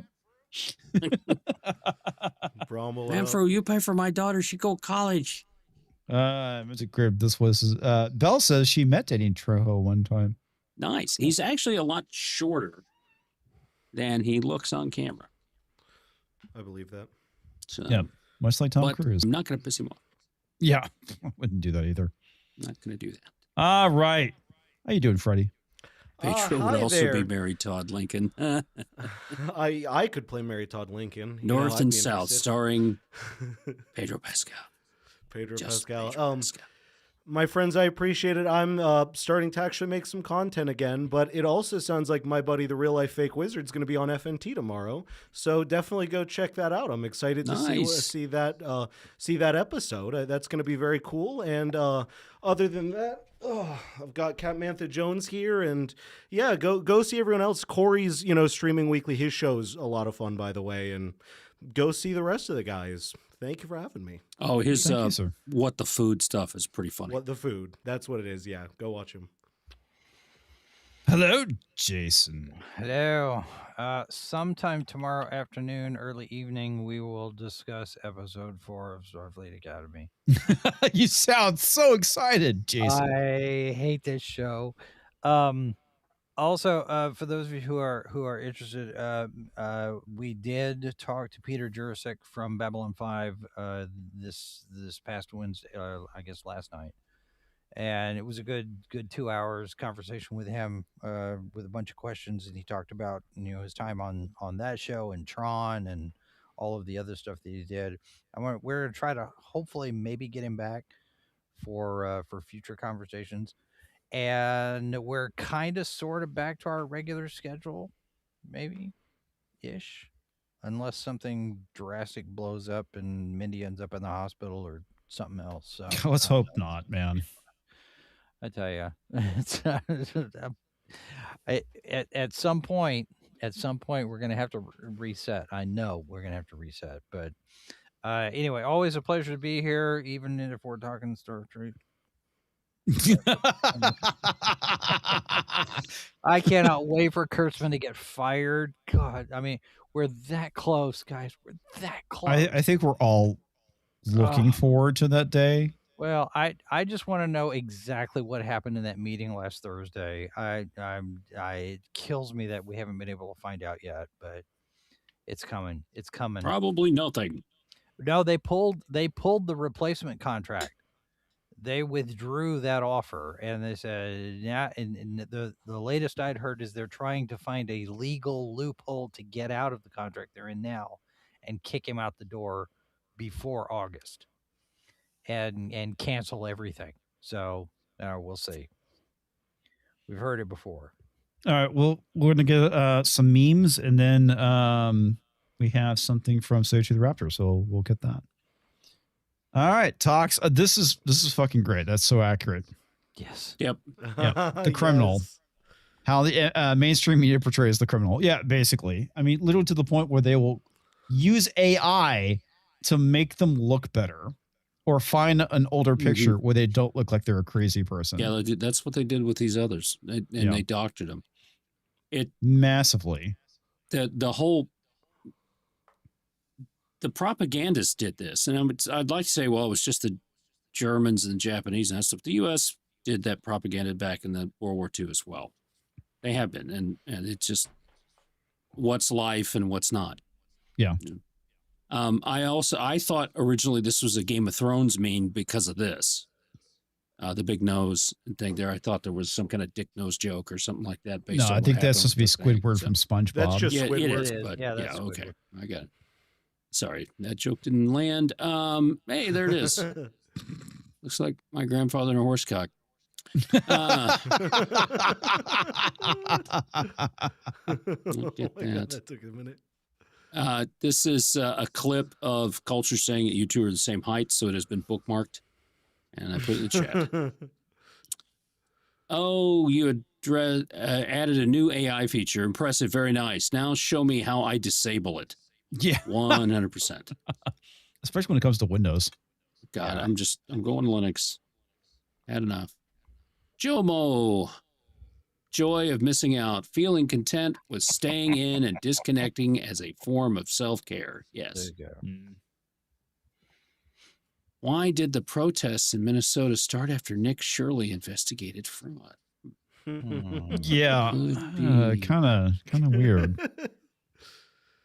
Support your friend's creative work like you support the celebrities that you don't know. Oh, that's very nice. So I just did. Yeah. Drop some. Wow, that's so fair. Damn. I told the guy. That's humbling. Mm-hmm. What do you think he's listening to? Probably heavy metal or hard rock. And today's podcast will be covering the intricate rivalry between the Cyclid Empire and the Ptolemaic Egypt. Ptolemaic Well, Egypt. technically, people always get mad when I say It's Ptolemaic. Ptolemaic. The P is silent. P is never silent. And if that upsets you, fuck you. Mhm. It's the P is not silent. So at a certain point, this stopped being the "we are on the verge of nuclear war" sign and became the "how upset are libtards" sign. Yeah. The doomsday clock has moved to 85 seconds to midnight. Yeah, basically. Yeah, whatever. Fuck 'em. It's useless now. Orcs are roaming freely across our lands, unchecked, unchallenged, killing at will. Culturally enriching our lands. Bigot. Besides, I do so enjoy authentic Orcish cuisine. Have you guys seen the Worm Tongue account? No. Not yet. I On want Twitter? to, though. It's pretty funny because the Worm Tongue account does shit like that. I don't think it's called Worm Tongue, but it's basically the profile pic is Worm Tongue. That's funny. Yeah. Which staff would win this brawl? A Definitely healthy Waffle House. staff Waffle could House. go toe to toe with the Avengers. Why did they pick McDonald's? Was there some kind of fight at McDonald's and stuff? It's all the like crazy people at McDonald's getting Okay. in fights. Yeah. Yeah, I don't know if I wanna Minorities? answer. Oh, okay. Okay, McDonald's. he did it. He did Yeah. it. Rednecks at Yeah. Waffle Yep. House. Thank That's you. how that works. But it's basically true. Yeah. Oh, yeah. Oh, yeah. You don't Waffle House. There's a shotgun there somewhere. Yeah, that's it. It's Daily Gondor. That's it. Thank you, Argentum. That's the account. I'll follow it. So it's this happy Valentine's Day, but if you look at a little PP Tiny. Oh, yes, that's how I PP suddenly tiny. get the ladies. Yes. Or they're That's asking fucking why funny. it's made of tin. It's like, see, I told you already. Eric Breen's in the house. What's up, dude? Waffle House, easy, absolutely. Yeah. Mhm. You know it. Yeah, I'm putting the house on that one. I finally remember what Zoom meetings remind me of. Yes.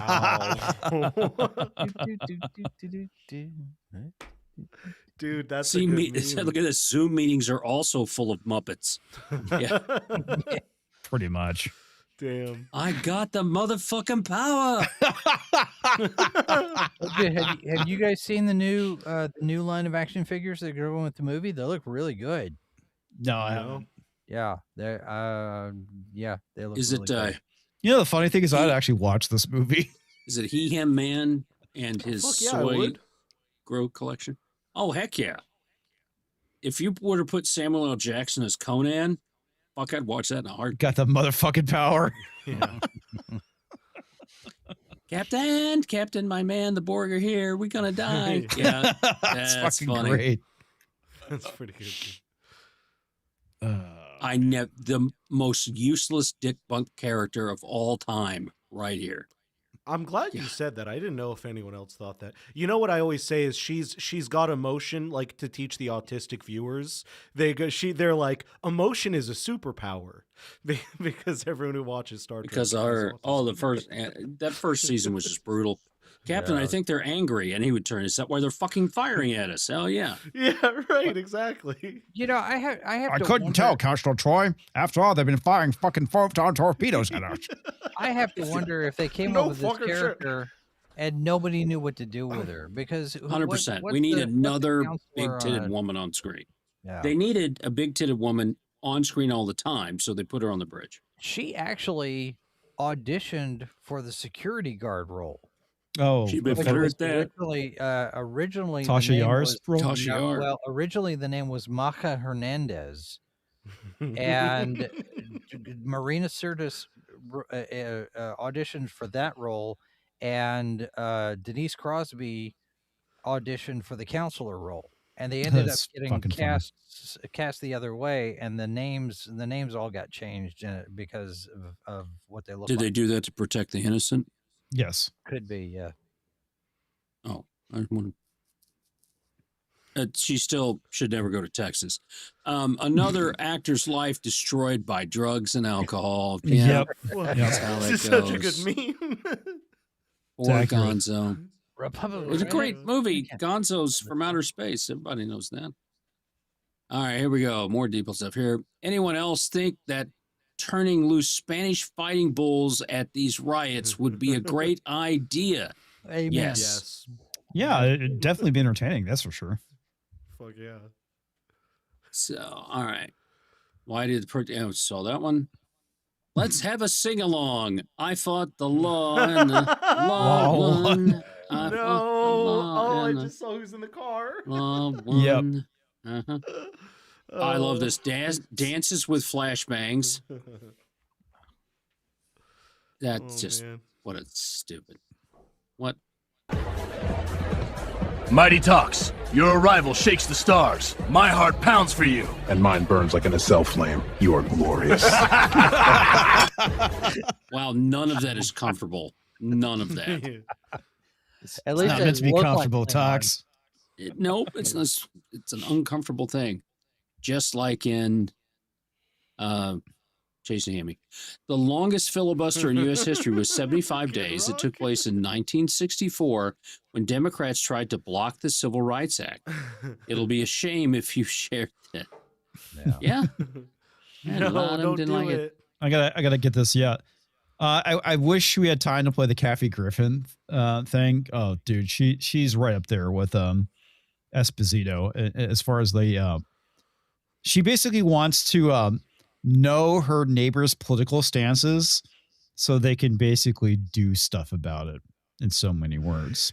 Oh my god. Yeah, it's funny because like somebody basically held up the picture of with her holding the severed head of Trump. You mean like this? Is what the response was. Yeah. Yeah. Well, Yep. So they can do something about it, guys. They can do something. Yeah, Find a if your cure, neighbors Trump start goes, asking what your political affiliations or beliefs are, don't tell them. That I means think they're it's probably going to try and put you on a fucking list. giant. I love how the left right now is complaining about the government putting people on lists when they're fucking putting people on lists right now. Oh yeah. They're just zealots on both sides. Yeah. There are people on Yep. the right, if you want to call it that are also putting people on lists. Yeah. Been talking about that for a while. They're just collectivists. People who think they know better about how to live your life than you do. And they want you to believe like they do so they can be confident in their beliefs. Mm. And I'll leave it at that. Also, as I'll go through an anti-Christian rant. Anyone else getting tired of being a law-abiding citizen for a country that doesn't enforce its laws? Yes. What a great film, except for the ending. God, he should have. Yeah. He was the fucking hero in the He was the story. hero. Jamie Foxx's character needed to die, and he needed to get away with it. Yep. Because that's actually the American spirit. When people talk about, oh, it's having a house, doing something. No. The American spirit is bucking the system. Yep. There's at least once somebody has beaten the system and gotten even, and people have gotten their just deserves. That is what the American story is. This movie would have probably done $50 to $75 million more at the time had they had that ending. Yeah. No, easy. All right, let's see. We got, oh no, this is breaking news.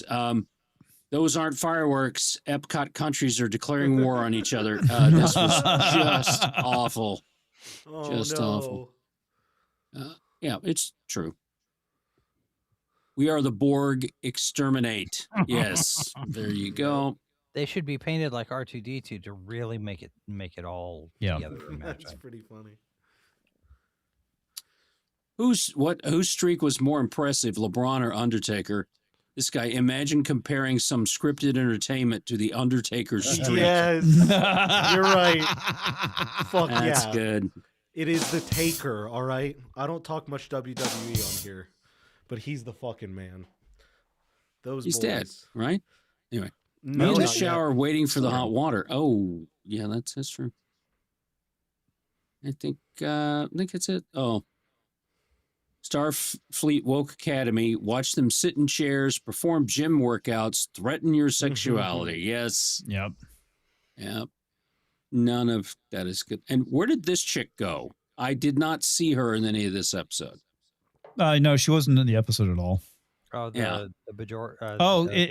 Okay. It's because she's with the War College and they were in space this episode.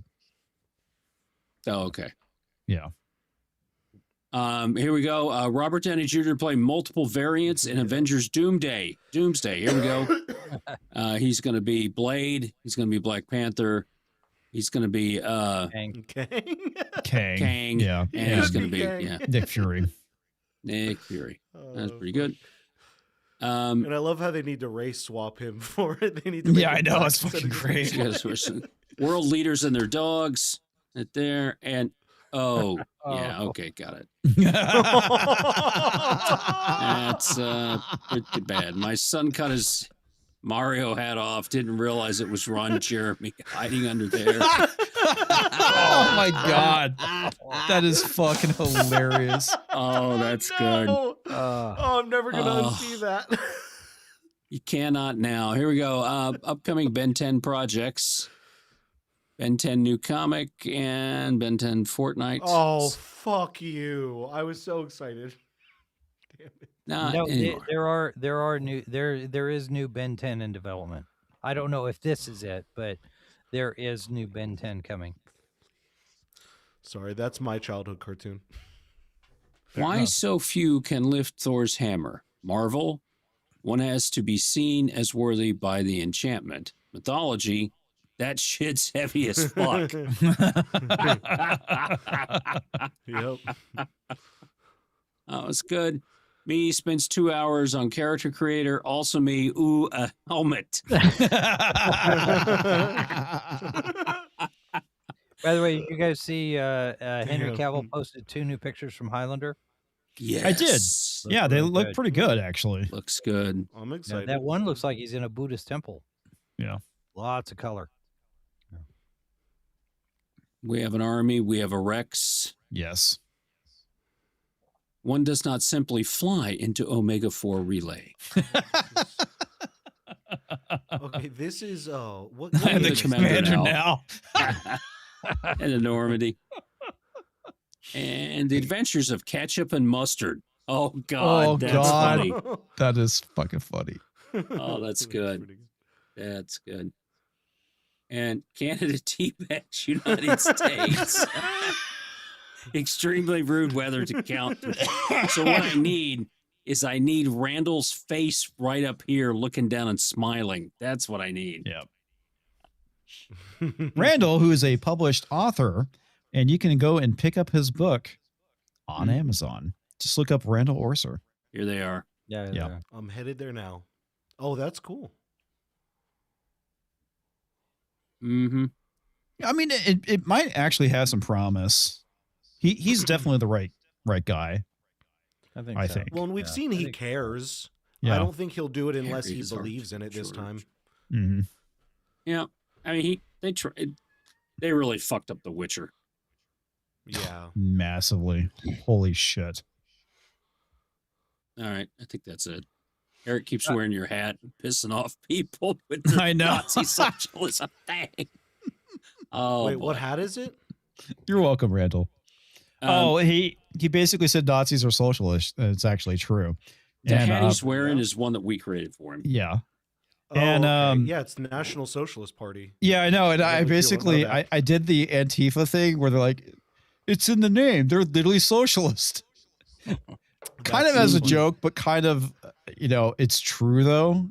It's because, their fucking policies and shit. I mean, but these fucking brainlet morons, they're like, oh, Hitler never lied. It's kind of like buffalo wings. Buffalo wings have buffalo in it, meat in it, right? It's like buffalo wings are from Buffalo, New York. You fucking retard. By the way, Tox, I did put one in the chat backstage as a possible meme if you want to look at it. And Anyway, I want to decide whether or not. No. Yeah, this is the latest ship that was sent by Sabretooth Raptor. Ah, yes. Yeah, looks good. All right. Hey, And what meme are we talking about here? Here, I'll look at it. Oh, God. Oh, no. Why would you do that? Why would you share a picture of your penis with us? I don't know. Why is it Better so than that. green? So it says police, U.S. Border Patrol. It says, who's getting deported with me? Take me away, officer. Take me right here. Identify as a legal immigrant. Yeah. Yeah. Yeah. A Cut up my ID right in front lot of of junk in that trunk, that's for sure. That is true. That is a couple of hams trying to fight their way out of a bag. Oh, my That's God. what that is. Looks like someone What a took two fine phrase. hands and slid them down the back of your dress. Yes. Oh, exactly. no. You know where that came from. Yep. I don't. This is my band, Sexual Chocolate, ladies and gentlemen. It's it was one of the Saturday Night Live movies. Okay. That makes sense. I forget it's like do it in the butt. That's the guy that keeps saying that. That's my catchphrase. Yeah. Indeed. Do it in the butt. Yep. Do it in the butt plug. Anyway. Here's some credits, folks. Thank you, everyone, for hanging out with us tonight. Thank you for watching. Thank you for the support as always, and enjoy some credits. The Ladies Man. That's the name of the movie, The Ladies Man. Ladies Man, oh yeah. Nice, gotcha. He has the most beautiful penis in the world. It's Cavartier.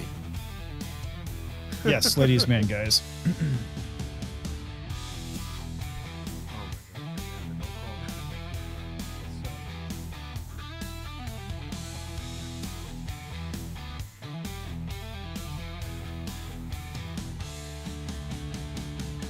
Fuckity bah! Take care, Randall. Randall the Scandal. Oh, there was a great comment tonight by RJ Godzilla, who had mentioned, another good example of a race swap no one cared about was Kingpin, Michael Clark Duncan. Yeah, which was a good example. Yeah, he was for the movie not doing great. That was back before it was a thing, though. They were just like, this guy's big and he would be perfect. Yeah, I mean, he Michael legit. Clark Duncan. Yeah, it was also May he rest in peace, by the way. Yeah. Yes. Hell yes. Legit actor. Yeah, I weep every time I see him in not 8 Mile. What is it? The Green Mile. Green Mile. Yep. Green Mile. Yeah. He was oddly enough was also in The Island. Mm-hmm. Okay, yeah. Yeah. Rapping it all. The Apes. That's right, Planet of the Apes. The one with Marky Mark. What's his name? Marky Mark. Mark Wahlberg. What did he play in The Island? He played the football player. He was also in Armageddon. He was in Armageddon. And he did so much comedy, too. I mean, he had such a range. Mm-hmm. Terry Crews, I like him. He's so good in Brooklyn Nine-Nine. He's good in White Chicks. Oh, you like Brooklyn? I love Brooklyn. I'm rewatching that show. No kidding. Mm-hmm. That's such a good show, actually. It was very, very well done. I was a big Lonely Island fan. Okay. It just... Oh, yeah. The political stuff, if you make fun of both sides, that's fine. But it just got one-sided. Mm-hmm. Yep. Last 2 seasons are garbage. Okay. I'm sorry. Oh, what? Brooklyn Nine-Nine? Yep. Yeah, last 2 seasons are all politics. They went with the whole Bovid narrative and stuff. It was... Bovid? Mm-hmm. Yeah, the sickness. Yeah. Yeah, so that was not. Oh, that was good. It was like Community. First few great seasons.